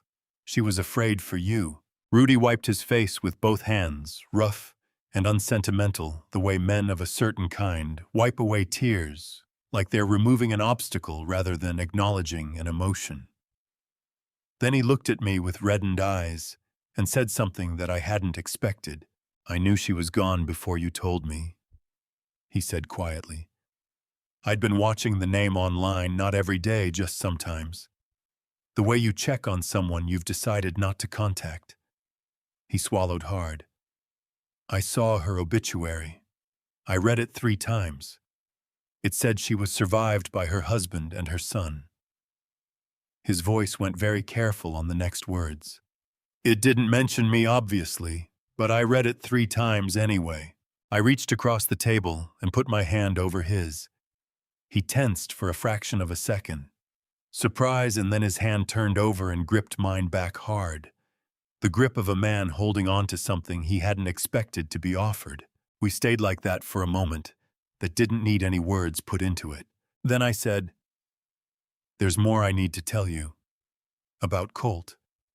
About what he's been doing since she died." I felt his hand tighten on mine. "And I need you to understand that whatever comes next, whatever Colt does, I'm not going to let him come after you. That's a promise." Rudy looked at me across the kitchen table with wet eyes and a jaw set like concrete and said, "Tell me everything, Mr. Voss." "Harlan," I said. "Call me Harlan." 3 days after Birchwood Lane, Colt stopped being subtle. I noticed it the moment he walked in Wednesday evening. The pasta was gone. He brought sandwiches, this time wrapped in deli paper, set them on the table without the usual ceremony. He sat down across from me with his phone face up instead of face down, which meant he wanted me to see that it was a busy phone. A phone receiving things, a phone connected to a world of activity I wasn't part of. "Good day," I asked. "Productive," he said. He unwrapped his sandwich and took a bite and looked at me with eyes that had a new quality in them, sharper, more direct, the careful pleasantness filed down to something closer to the bone. "You went to Clarksville Saturday." I kept my face completely neutral. In 40 years of business negotiations, I had learned to keep my face neutral. "I told you I was having breakfast with a colleague." "You drove 42 miles for breakfast," he said. "In the opposite direction from anyone you've ever worked with." My hands stayed still on the table. My breathing stayed even. Inside my chest, something cold and focused clicked into place like a key turning in a lock. "I don't know what you mean," I said. Colt set his sandwich down. He picked up his phone, turned it toward me, and showed me a map application with a route marked on it. A blue line from Sycamore Street to an address I recognized immediately, Birchwood Lane, Clarksville. "I installed a safety app on your phone 2 years ago," he said, and his voice had that particular calmness of a man who has decided to stop pretending. "After you collapsed on Maplewood, you said it was fine. You said," he dropped into a brief imitation of my voice, "whatever helps you sleep at night, son." "I remember," I said. "I can see where you've been, Dad. I've always been able to see where you've been." He put the phone down. "Rudy Callum, that's who you went to see, isn't it?" I looked at my son across the table and made a decision in real time. Not a decision to lie. I was past lying to him, or pretending we were past whatever we'd always been dancing around, but a decision about how much to give away and when. "I went to Clarksville to meet someone your mother mentioned in her letter," I said. "A person she wanted me to find. Rudy Callum is not someone you should be meeting with." Colt's voice had gone tight and urgent, the pleasantness completely gone now, like a mask he'd forgotten to put back on. Dad, I've been doing some digging on this man, and I'm telling you, there are things about him you don't know. What kind of things? He reached into his jacket and pulled out his phone again. Navigated to something. Turned it toward me. A text message displayed on screen allegedly from a number I didn't recognize. The content was brief and pointed. You should know Rudy Callum has been asking around about the Voss estate. He's talked to 2 people in Clarksville about what Miriam might have left behind. Be careful. I read it. Read it again. My face stayed completely still. Who sent that? I asked. Someone who knows him, Colt said. Someone who's seen what he's been doing since Mom passed. He leaned forward. Dad, this man found out who you were, who Mom was, and now he's positioning himself to make a claim. That's what this is. He shows up at your door, he plays the Good Samaritan routine, and meanwhile, he's talking to people around town about what the Voss family might be worth. I set the phone down on the table between us and looked at my son. I thought about Rudy standing at his kitchen window, with his forehead pressed against the glass, shoulders shaking once, before he pulled himself back together. I thought about his hand gripping mine across the table, the roughness of the palm, the strength of the grip. I thought about a man kneeling on a sidewalk over a stranger staying in a hospital waiting room until he knew a stranger was going to be all right, going home without leaving a number. I appreciate you telling me, I said. Something in Colt's expression relaxed, not much, but enough. He thought he'd landed the point. He reached out and patted the back of my hand in a gesture that was meant to communicate warmth, but felt to me like a transaction being completed. I just want to protect you, he said. That's all I've ever wanted. I know, I said. He left at 8. I locked the door behind him, went to the kitchen and called Rudy from the landline. Not my cell, which had a safety app on it that I was now very aware of. Rudy picked up on the second ring. Harlan, your car, I said. Has anything happened to your car in the last few days? A pause, then, how did you know about that? My stomach dropped. Tell me. Yesterday morning, Rudy said, and his voice had that flat, controlled quality that meant he was very angry. Someone put a brick through the passenger window. Happened overnight. I filed a police report this morning. Another pause. Harlan, what's going on? I looked at the safety app icon on my phone screen. Thought about the text message Colt had shown me. Thought about the timeline Colt found out I'd been to Clarksville on Saturday. The brick through Rudy's window was Tuesday night. I need you to be careful, I said. Don't go anywhere alone at night for the next few weeks. Keep your doors locked. If anything else happens, anything at all, you call me first, before the police understood. You're scaring me a little, Rudy said. Good, I said. Stay scared. Scared men pay attention. I paused. I'm going to take care of this, but I need a little more time. How much time? I looked at the wedding photo above the fireplace mantel. The frame that had started everything sitting back in its place on the wall, like it had never held any secrets at all. Not much, I said. I promise. 3 days after Rudy's car window was smashed, I stopped sleeping past 4 in the morning. I'd lie in the dark and stare at the ceiling fan until the blades blurred. Then I'd get up, make coffee I never finished, and sit at the kitchen table with Miriam's folder spread open in front of me like a wound that wouldn't close. By mid-November, the mornings had turned sharp and cold, the kind that crept under the door and settled into your joints. I was 72 years old, and for the first time in my life, I felt every single year of it pressing down on my chest. The call came at 8:15 on a Tuesday. Mr. Voss. The voice was female, clipped professionally neutral.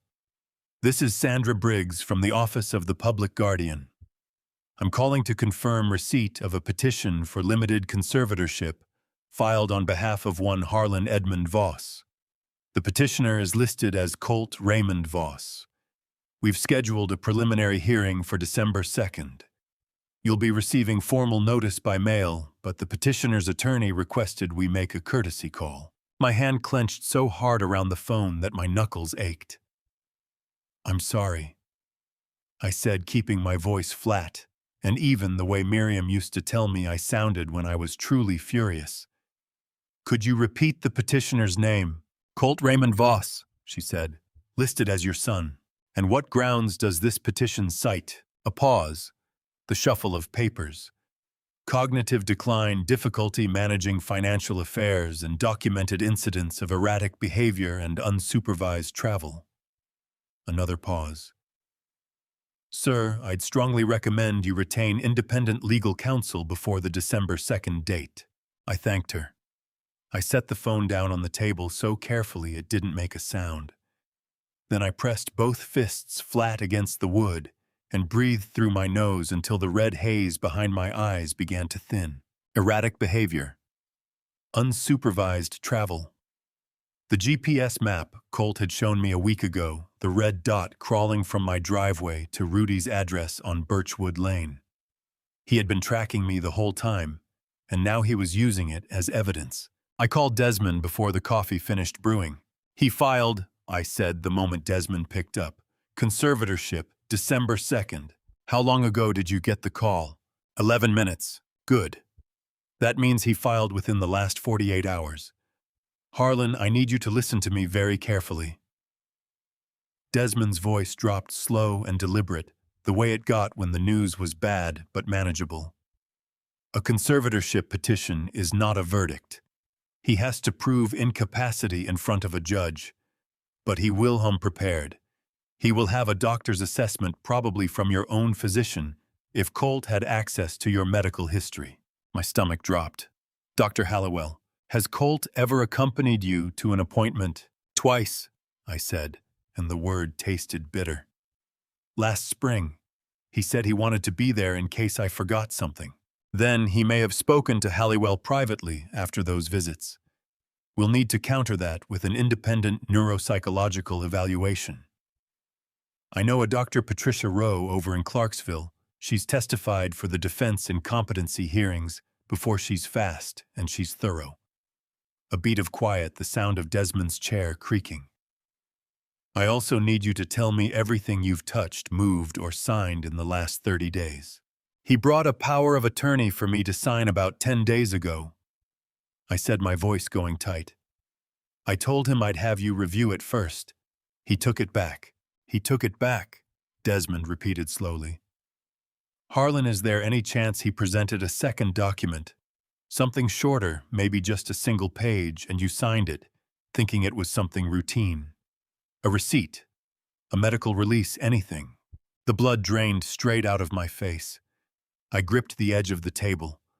There was something, I said. After Miriam's funeral, he had me sign a form he said was for the funeral home, a final authorization for the cremation service. The pause on Desmond's end lasted exactly 4 seconds. I need to see that document.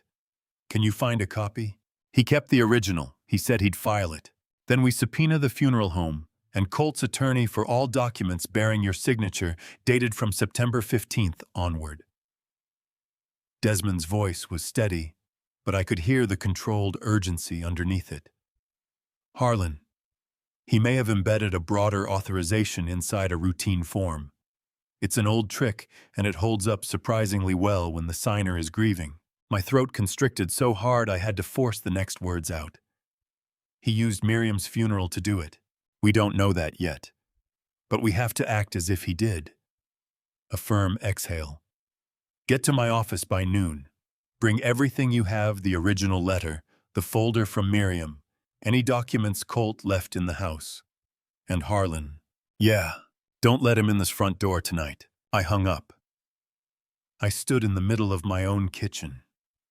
A kitchen where Miriam had made biscuits every Sunday for 43 years, where the wallpaper still had a faint coffee stain near the window that she'd never quite scrubbed out, and I felt the walls pressing in on me from every direction. My knees weren't steady. I grabbed the back of a chair and held on. He had used her funeral. He had stood at her graveside and shaken the hands of her friends, and then come home and fed me lasagna and slid a forgery across the table while I was still half blind with grief. A sound worked its way up from somewhere deep in my chest, not a sob exactly, more like something tearing loose that had been holding tight for weeks. My eyes burned. I pressed the back of my hand against my mouth and stood there until I could breathe again. Then I went upstairs, got the folder, got the letter, and started the drive to Desmond's office. I had a lot to do before December 2nd, and this time I was not going to let my son walk me into a corner. Desmond's office smelled like old paper and wood polish, and for a long time after he pointed to line 9, neither of us moved toward the door. He used her funeral. I said again out loud this time because saying it once in my kitchen hadn't made it feel real. He did. Desmond pulled the document back, slid it into a clear protective sleeve. And I want you to understand something, Harlan. This is not a small thing he did. This is premeditated fraud on a grieving elderly man. A judge is going to take that seriously. He looked at me straight. But right now I need you to do something hard. What? Go home. Go through Colt's things. I stared at him. He doesn't live with me. He has a key, doesn't he? My jaw went tight. He does, and he's been in and out of your house since the funeral. Has he ever asked to store anything there? Boxes, a bag, anything he said was temporary. I thought about it, and then my stomach turned over slowly, like a stone rolling downhill. He left a duffel bag in the hall closet, I said. Said it was winter gear he didn't have room for in his apartment. Desmond's expression didn't change, but his eyes sharpened. Harlan, that bag may contain the missing page. I drove home with both hands locked on the wheel, and my heart hammering so hard I could feel it in my back teeth. The November sky had gone the color of pewter, low and flat, and the bare trees along Clement Avenue looked like they were reaching for something they couldn't quite touch. I let myself in through the garage. The house felt different when I knew I was looking for something quieter, more loaded, every shadow a little darker than it should have been. I went straight to the hall closet and pulled the duffel bag out onto the floor. It was heavier than winter gear had any right to be. I unzipped it and found beneath a folded fleece jacket a small combination lockbox, black, no bigger than a shoebox, the kind you could buy at any hardware store for $30. My hands were shaking. I carried it to the kitchen table under the light. I called Desmond. There's a lockbox, I said. Combination, I don't know the numbers. Try Miriam's birthday, he said immediately. My throat clenched. I entered 0922. The box clicked open. Inside, folded once and pressed flat, a single sheet of paper, handwritten in Miriam's careful, slightly right-leaning script. The torn edge on the left side matched perfectly, heartbreakingly, the torn edge of the letter I had found behind the wedding photo. Page 4. My vision blurred so fast I had to set the page down and press both palms flat on the table. My chest felt like someone had reached inside and squeezed. Desmond, I managed. I found it. Read it to me. I picked the page up with fingers that wouldn't stop trembling and read, Harlan, if you have reached this page, then you have already read the rest, and you already know about Rudy. What I could not write in the earlier pages, what I was too afraid to write, is this: Colt knows. He has known for 2 years.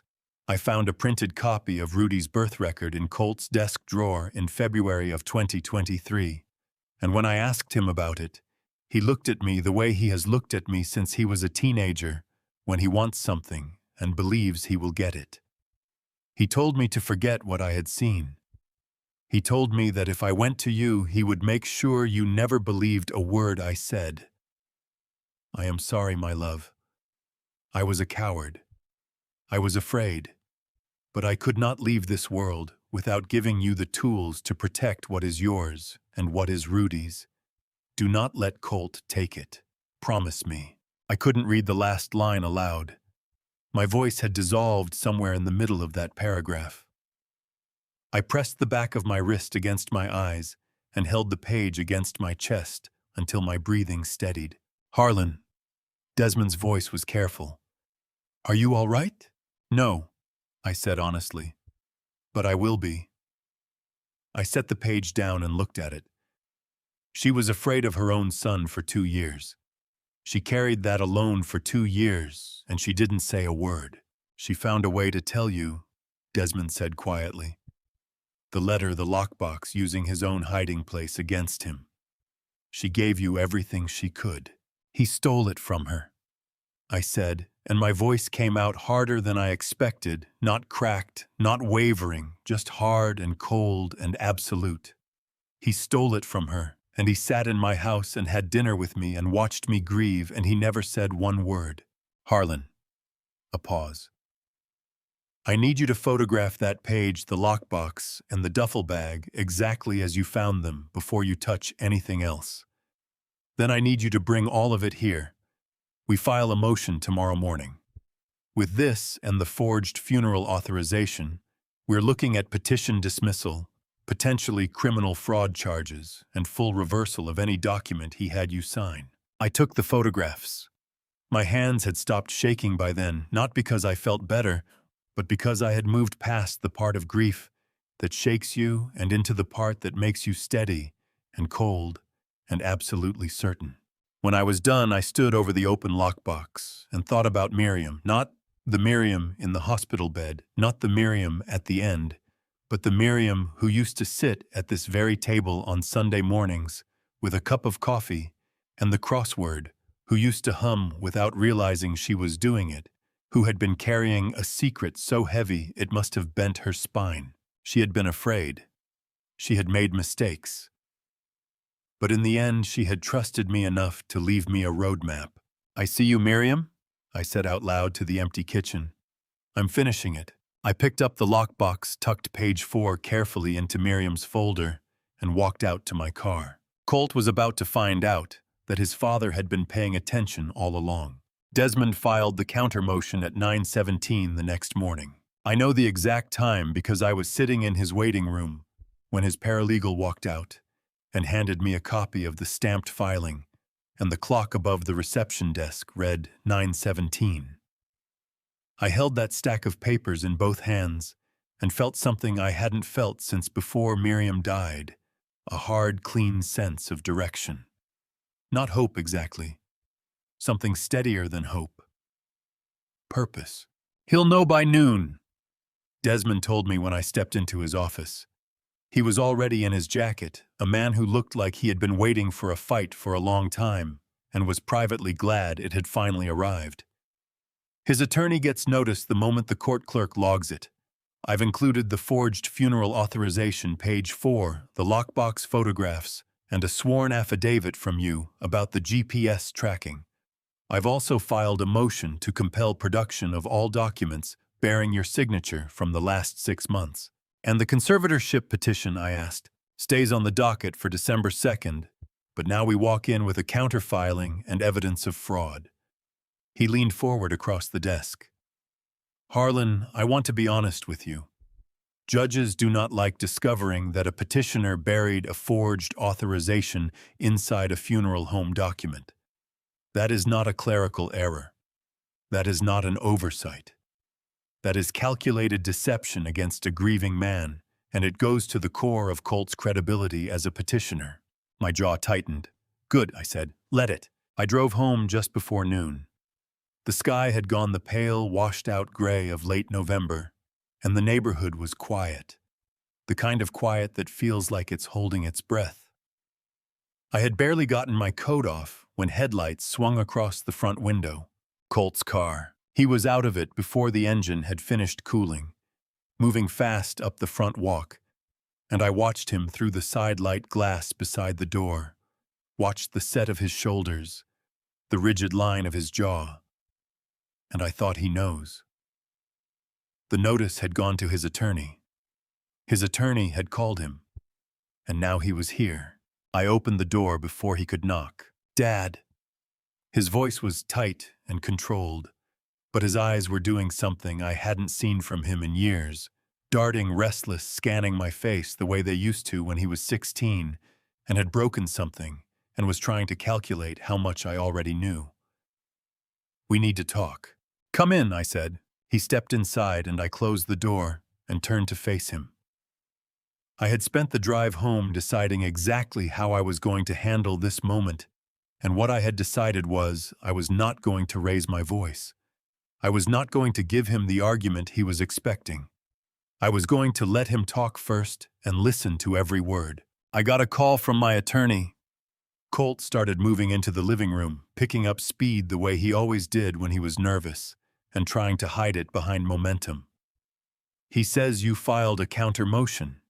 He says you're claiming fraud. He turned to face me, and his expression had shifted, less defensive, now more wounded, performing a kind of hurt that made my stomach clench. Dad, I am trying to protect you. That's all I have ever been trying to do. Sit down, Colt. Something in my tone stopped him. He sat. I found the lockbox, I said simply. The color left his face so fast, it was like watching a blind come down over a window. His hands, which had been resting on his knees, gripped the fabric of his slacks. I don't know what you... Page 4, I said. The page you tore from your mother's letter. The page she wrote specifically because she knew you had found Rudy's birth record. The page she hid because she was afraid of you. I let that settle. Your mother was afraid of her own son, Colt. She told me not to trust you. She wrote it down. She signed it. She was sick, he said, and his voice cracked on the last word. Not with grief, I realized, but with something harder. Anger dressed up as grief. She was confused at the end. She didn't know what she knew exactly what she was writing. I leaned forward in my chair. My hands were steady.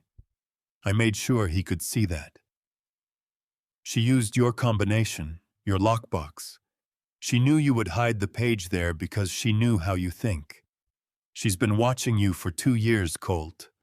Longer than you were watching her. He stood up. His jaw was working, the muscle jumping along the side of his face, and his eyes had gone bright and flat, the way a cornered animal's do. You don't have any idea what I've been protecting this family from, he said, his voice dropping low. That man, Rudy, whatever his name is, he is not your family. He is a stranger who came out of my mother's affair, and if you bring him into this house, into this estate, you are handing everything my parents built to a person who has absolutely no gal. He saved my life, I said. Colt stopped. November 14th, 2023. I collapsed on the sidewalk outside Crenshaw Hardware. I was unconscious for 4 minutes. I kept my voice even, measured, watching his face. The man who called 911, who stayed with me until the ambulance arrived, who gave the hospital his name, that was Rudy Callum, your mother's son. My name was in his wallet inside of 6 months after that, Colt. He had looked me up. He knew who I was, and he stayed away because he didn't want to cause trouble. My throat tightened, but I pressed through it. He has been more of a son to me than you have been in the last 2 years, and he didn't even know my name when he did it. Colt's mouth opened, closed. His hands were shaking now. I could see it, the fine tremor running through his fingers, and for one moment, he looked very young and very exposed, and I felt the ghost of something that might have been pity if the anger hadn't been sitting so much heavier.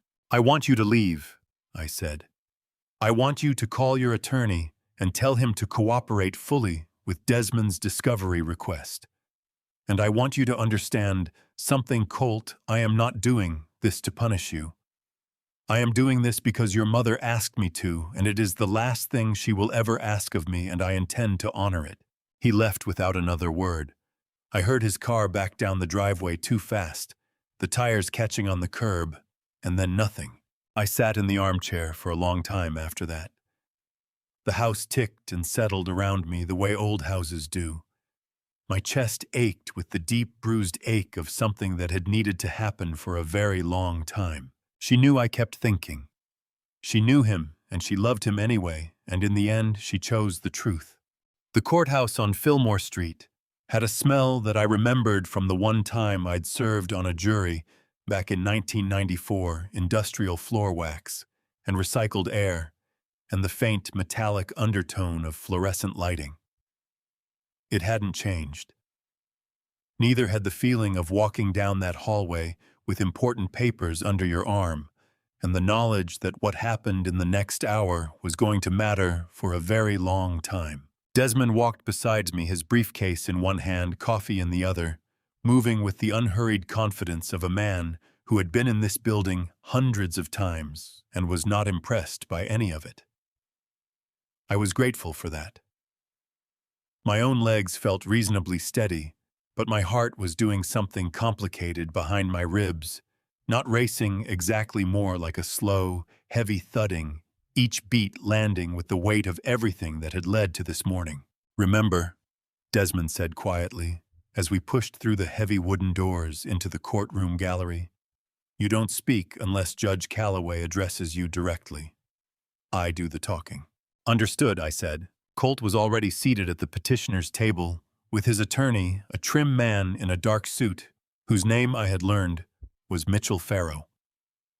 Colt's back was to me, but when I took my seat, he turned and for one moment our eyes met across the room, and I did not look away.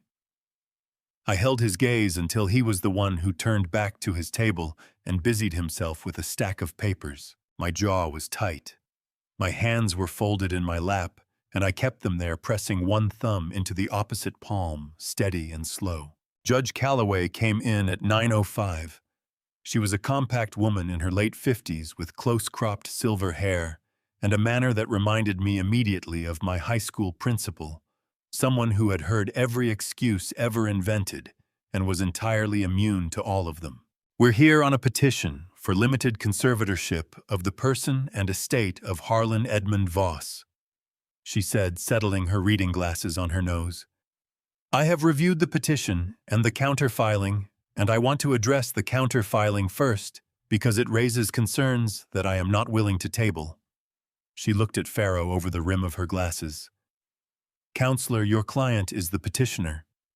Would you like to explain to me how a document authorizing broad discretionary power over post-mortem estate matters came to be included inside a funeral home service authorization that the respondent signed 2 days after his wife's death?" Farrow stood. "Your Honor, that document was a standard administrative form provided by—" "I have the form in front of me," Judge Calloway said, and her voice carried the particular dry quality of someone who was not angry yet, but was actively deciding whether to become so. "Line 9 is not standard administrative language. Line 9 grants your client discretionary authority over, and I am quoting, all financial, medical, and property matters arising from or related to the estate of Miriam Ann Voss. That is not a funeral authorization. That is a power of attorney embedded inside one." The room held its breath. I could feel it, the particular stillness that settles over a space when something irrevocable has just been said out loud. Farrow's voice, when it came, was 3 shades quieter than before. "Your Honor, we would argue that the respondent's signature was given voluntarily.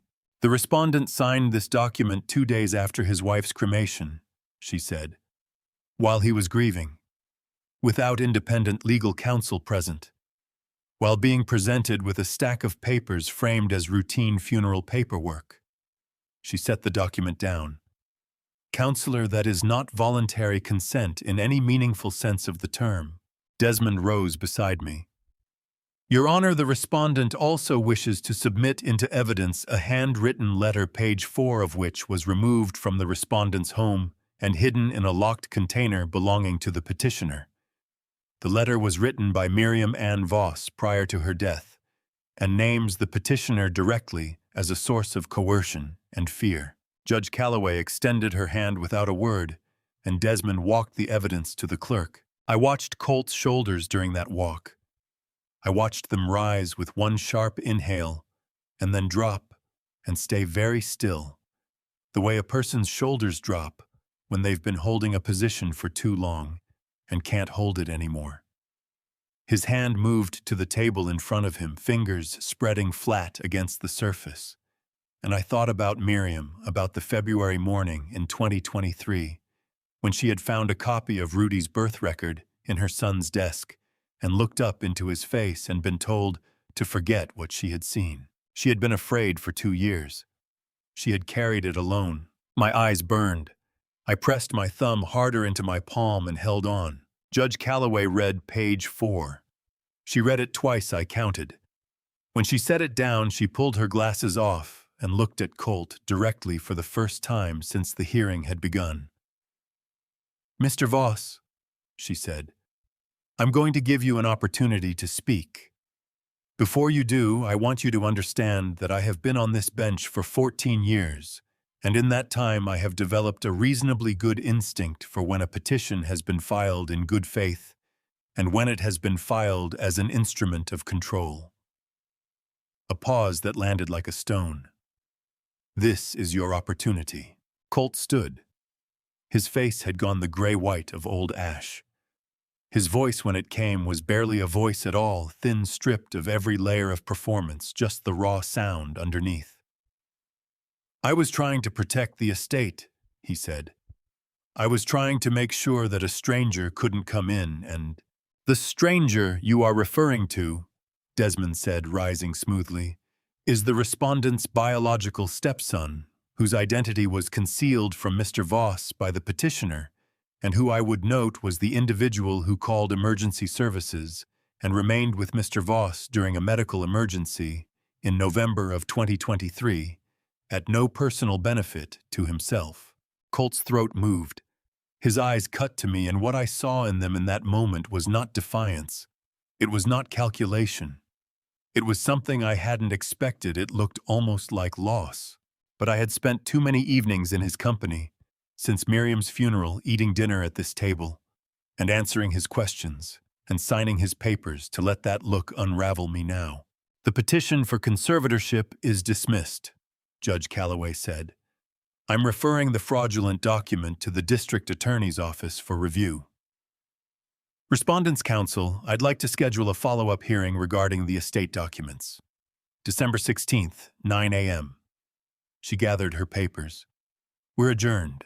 I sat in that courtroom for a full minute after the gavel came down, my hands still folded in my lap, my heartbeat finally beginning to slow. Desmond put a hand briefly on my shoulder. "It's done," he said. "Not yet," I told him. "There's still Rudy." I drove to Birchwood Lane the morning after the hearing.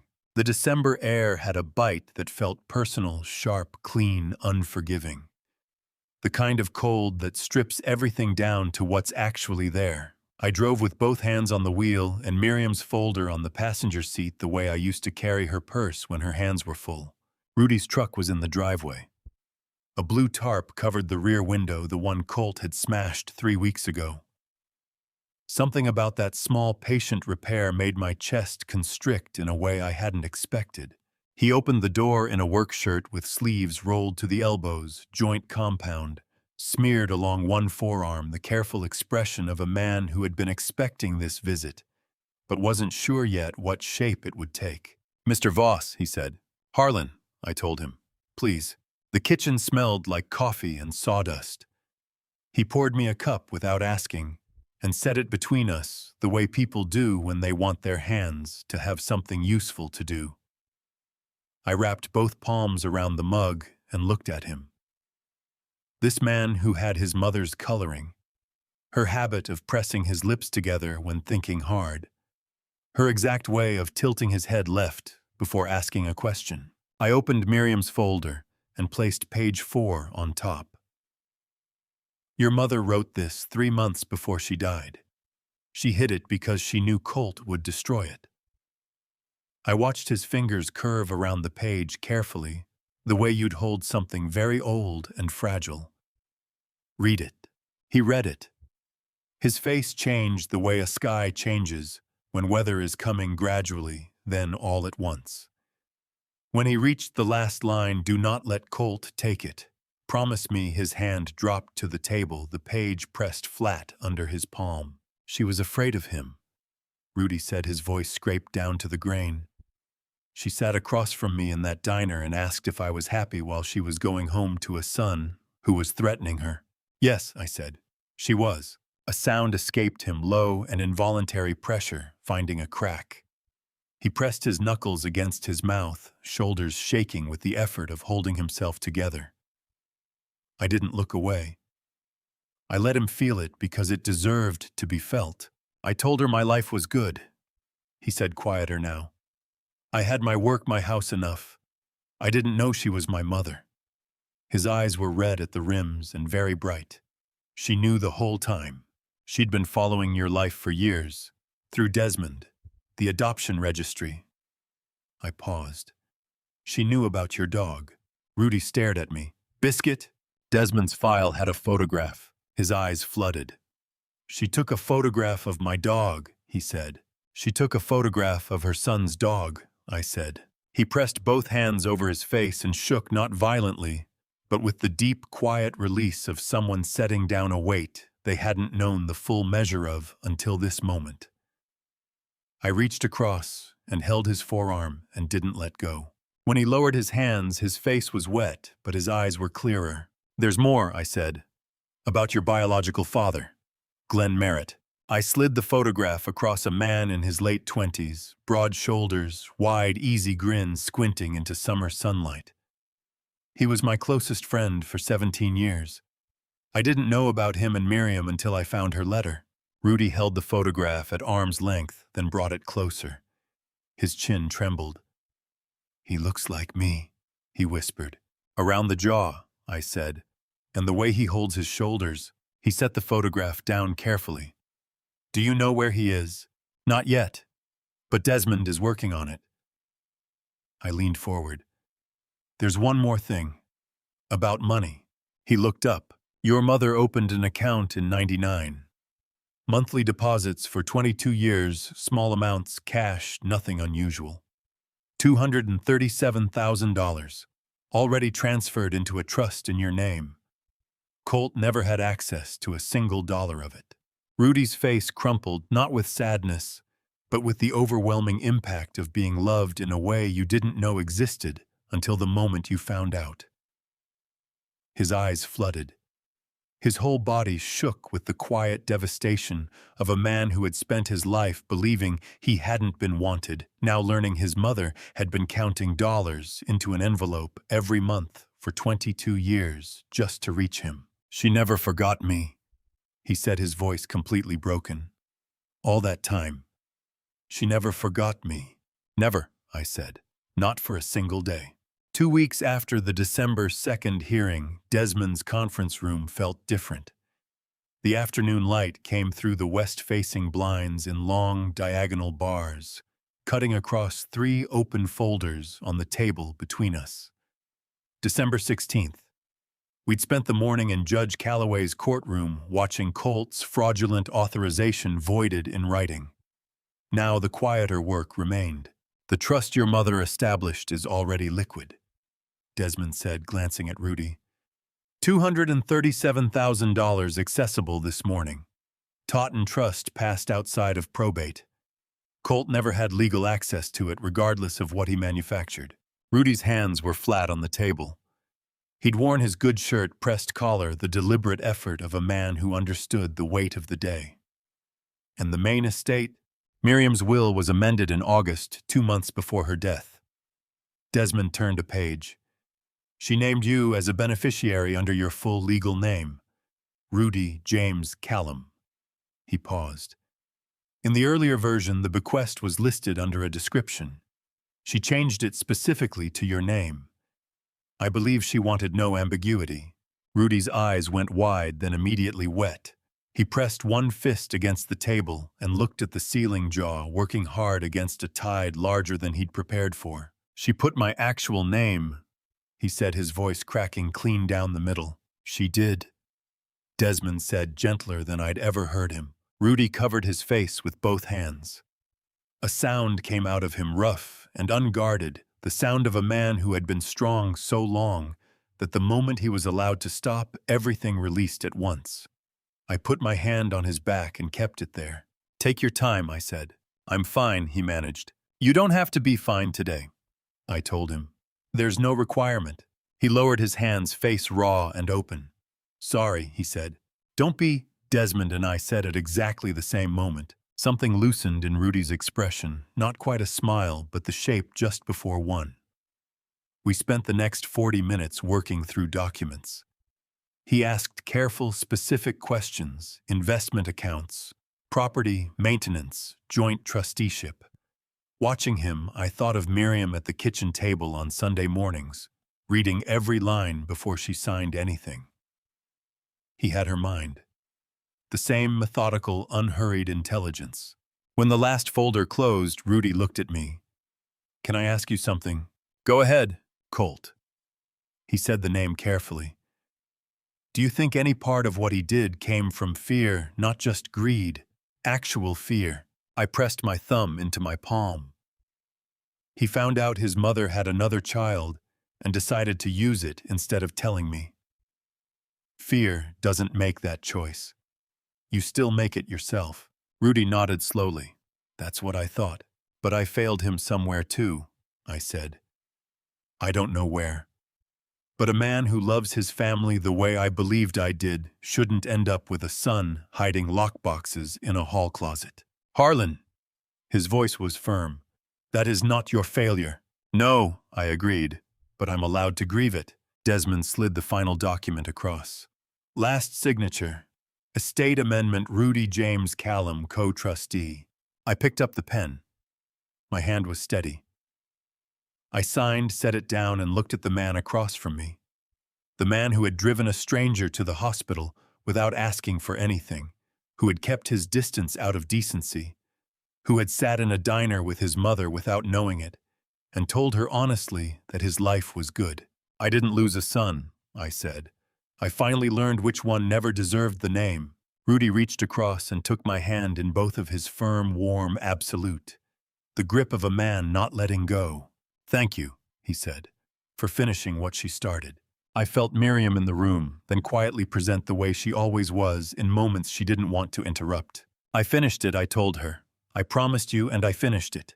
3 days after we signed the final documents, Desmond called at 7 in the morning. I was at the kitchen window with my second cup of coffee, watching a cardinal work its way along the frozen bird feeder Miriam had hung from the back porch every November for 20 years. The phone rang, and Desmond's voice came through without preamble, the way it always did when the news was significant. "I found Glenn Merritt," he said. My hand tightened around the mug. Outside, the cardinal dropped from the feeder and vanished into the gray morning. "Where?" "Tucson, Arizona. 71, retired civil engineer.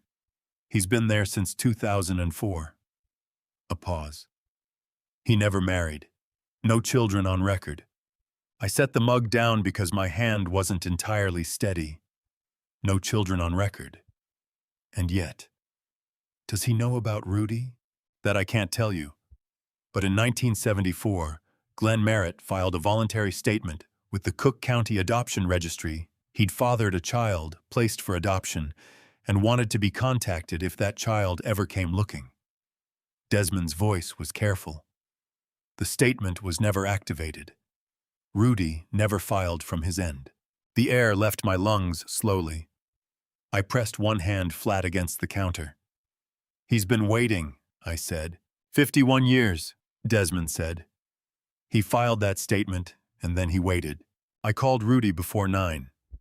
He picked up on the second ring, already reading my voice before I said 3 words. "What happened?" "Desmond found your father, Glenn Merritt. He's alive, he's in Tucson, and he filed a statement in 74 saying he wanted to be found." My throat tightened. "He's been waiting for you to look for him."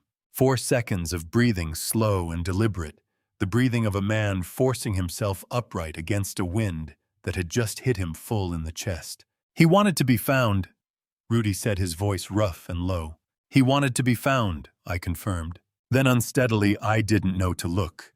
"I know, but now you do." I heard the scrape of a chair, the sound of a man sitting down hard, his legs making the decision before he did. "What do I do with that, Harlan? There's a 71-year-old man in Arizona who put his name on a piece of paper 50 years ago and just waited." "You call him," I said. "However you need to do it, call right drive to Tucson and knock on his door. But don't wait any longer. You've both already waited long enough." He made a sound, half laugh, half something that ached to hear. "You make it sound so simple." "It isn't simple," I said. "But it's right. And you already know that, or you wouldn't be sitting down." A real laugh came, broken at the edges but genuine. You notice too much. Miriam always told me the same thing. I said, softer than I intended. The line went quiet, the warm kind. The kind that holds something rather than empties it. I'll call him Friday, Rudy said. He waited 50 years, I told him. He can wait until Friday. After I hung up, the cardinal had come back, sitting perfectly still at the top of the feeder, bright as a struck match against the gray December sky. I thought about Colt. The DA's review was open. Not yet a charge, but moving slow and certain, the way consequences always move. I didn't feel triumphant. What I felt was the exhausted sorrow of a father watching a child's catastrophic choices finally catch up one careful step at a time. But underneath the sorrow, quieter and more durable relief. The relief of a man who had stopped pretending, who had looked at the full truth of his family and chosen finally to stop looking away. She knew I thought watching the cardinal. She gave me the tools. I just had to be willing to use them. Christmas came to Clement Avenue, quietly pine and cold air, and the neighbors' lights blinking on at dusk, steady as a heartbeat. I hadn't put up a tree. Some things needed another year. But I'd found Miriam's wreath in the garage, pine cones and dried cranberries, the one she made with her book club, and I hung it on the front door, and that felt like enough. Rudy arrived at noon on Christmas Eve, his truck pulling in with Biscuit, the ancient shepherd, riding shotgun gray muzzle out the cracked window. I was on the porch when he stepped out, and his face was different. Something that had been braced and guarded had come down, leaving behind something quieter and open, like a window finally let up after a long winter. You called him, I said. He looked up and smiled wide, real, completely unguarded. 2 hours and 40 minutes, he said. My phone died. I had to finish on the kitchen landline. My chest tightened with something warm. How was it? His eyes went bright and wet at the corners. The moment I said, my name is Rudy Callum, and I think you knew my mother, he just started crying. His voice faltered. He said the hoping had hurt too much to keep doing, but he never stopped. I pressed my hand against the railing to stay steady. My eyes burned. Are you going to see him? January, Rudy said. Phone calls are a start, but they're not enough. He shook his head slowly. I have a father, Harlan, 71 years old, living alone with a cat, whose name I didn't catch because I was crying too hard. A sound came up from somewhere deep, half laugh, half the other thing. Come inside, I managed. It's cold. In the kitchen, while the coffee brewed, Rudy set a frame on the table. Simple, dark wood. Inside, a photograph I had never seen. A woman in her early 60s at a diner counter, coffee in both hands, head turned slightly left, caught mid-thought, the beginning of a smile on her face. Miriam. My legs went unsteady. I gripped the counter and stared at her. My wife of 43 years, more purely herself than any posed portrait we'd ever taken together. Desmond had it, Rudy said quietly. She gave it to him years ago. I thought you should have one. I carried the frame to the mantel and placed it beside our wedding portrait. The frame where this whole thing had started 3 months ago, the night I buried her. 2 frames. The woman I married and the woman she had also been running alongside everything I knew. Look behind the frames, I said aloud, her words, her handwriting, her last gift to me. Rudy stood beside me. She just needed you to be ready to hear it. I know, I said. I think I've always known. For the first time in 3 months, the house didn't feel like a place full of things I had lost. It felt like a place where something had been found. Merry Christmas, Rudy. He turned eyes, wet face, full of open and unguarded warmth, and said the thing I hadn't known I needed until the moment I heard it. Merry Christmas, Dad. My heart cracked open, clean and complete, not breaking, but making room. I pulled him close and held on and pressed my eyes shut against tears I made no effort to stop. I finished it, Miriam. Every last bit of it. You were right. There was so much more behind the frames. People ask me sometimes how I survived this, the betrayal, the grief, The loneliness of standing in a house full of secrets and having to open every single one of them by myself. I tell them what I believe with every year I have left. God doesn't hide the truth from you. He just waits until you're strong enough to hold it. If I'm being honest, and at 72 I'm done being anything else. I wasn't a perfect husband, and I wasn't a perfect father. I missed things I should have seen.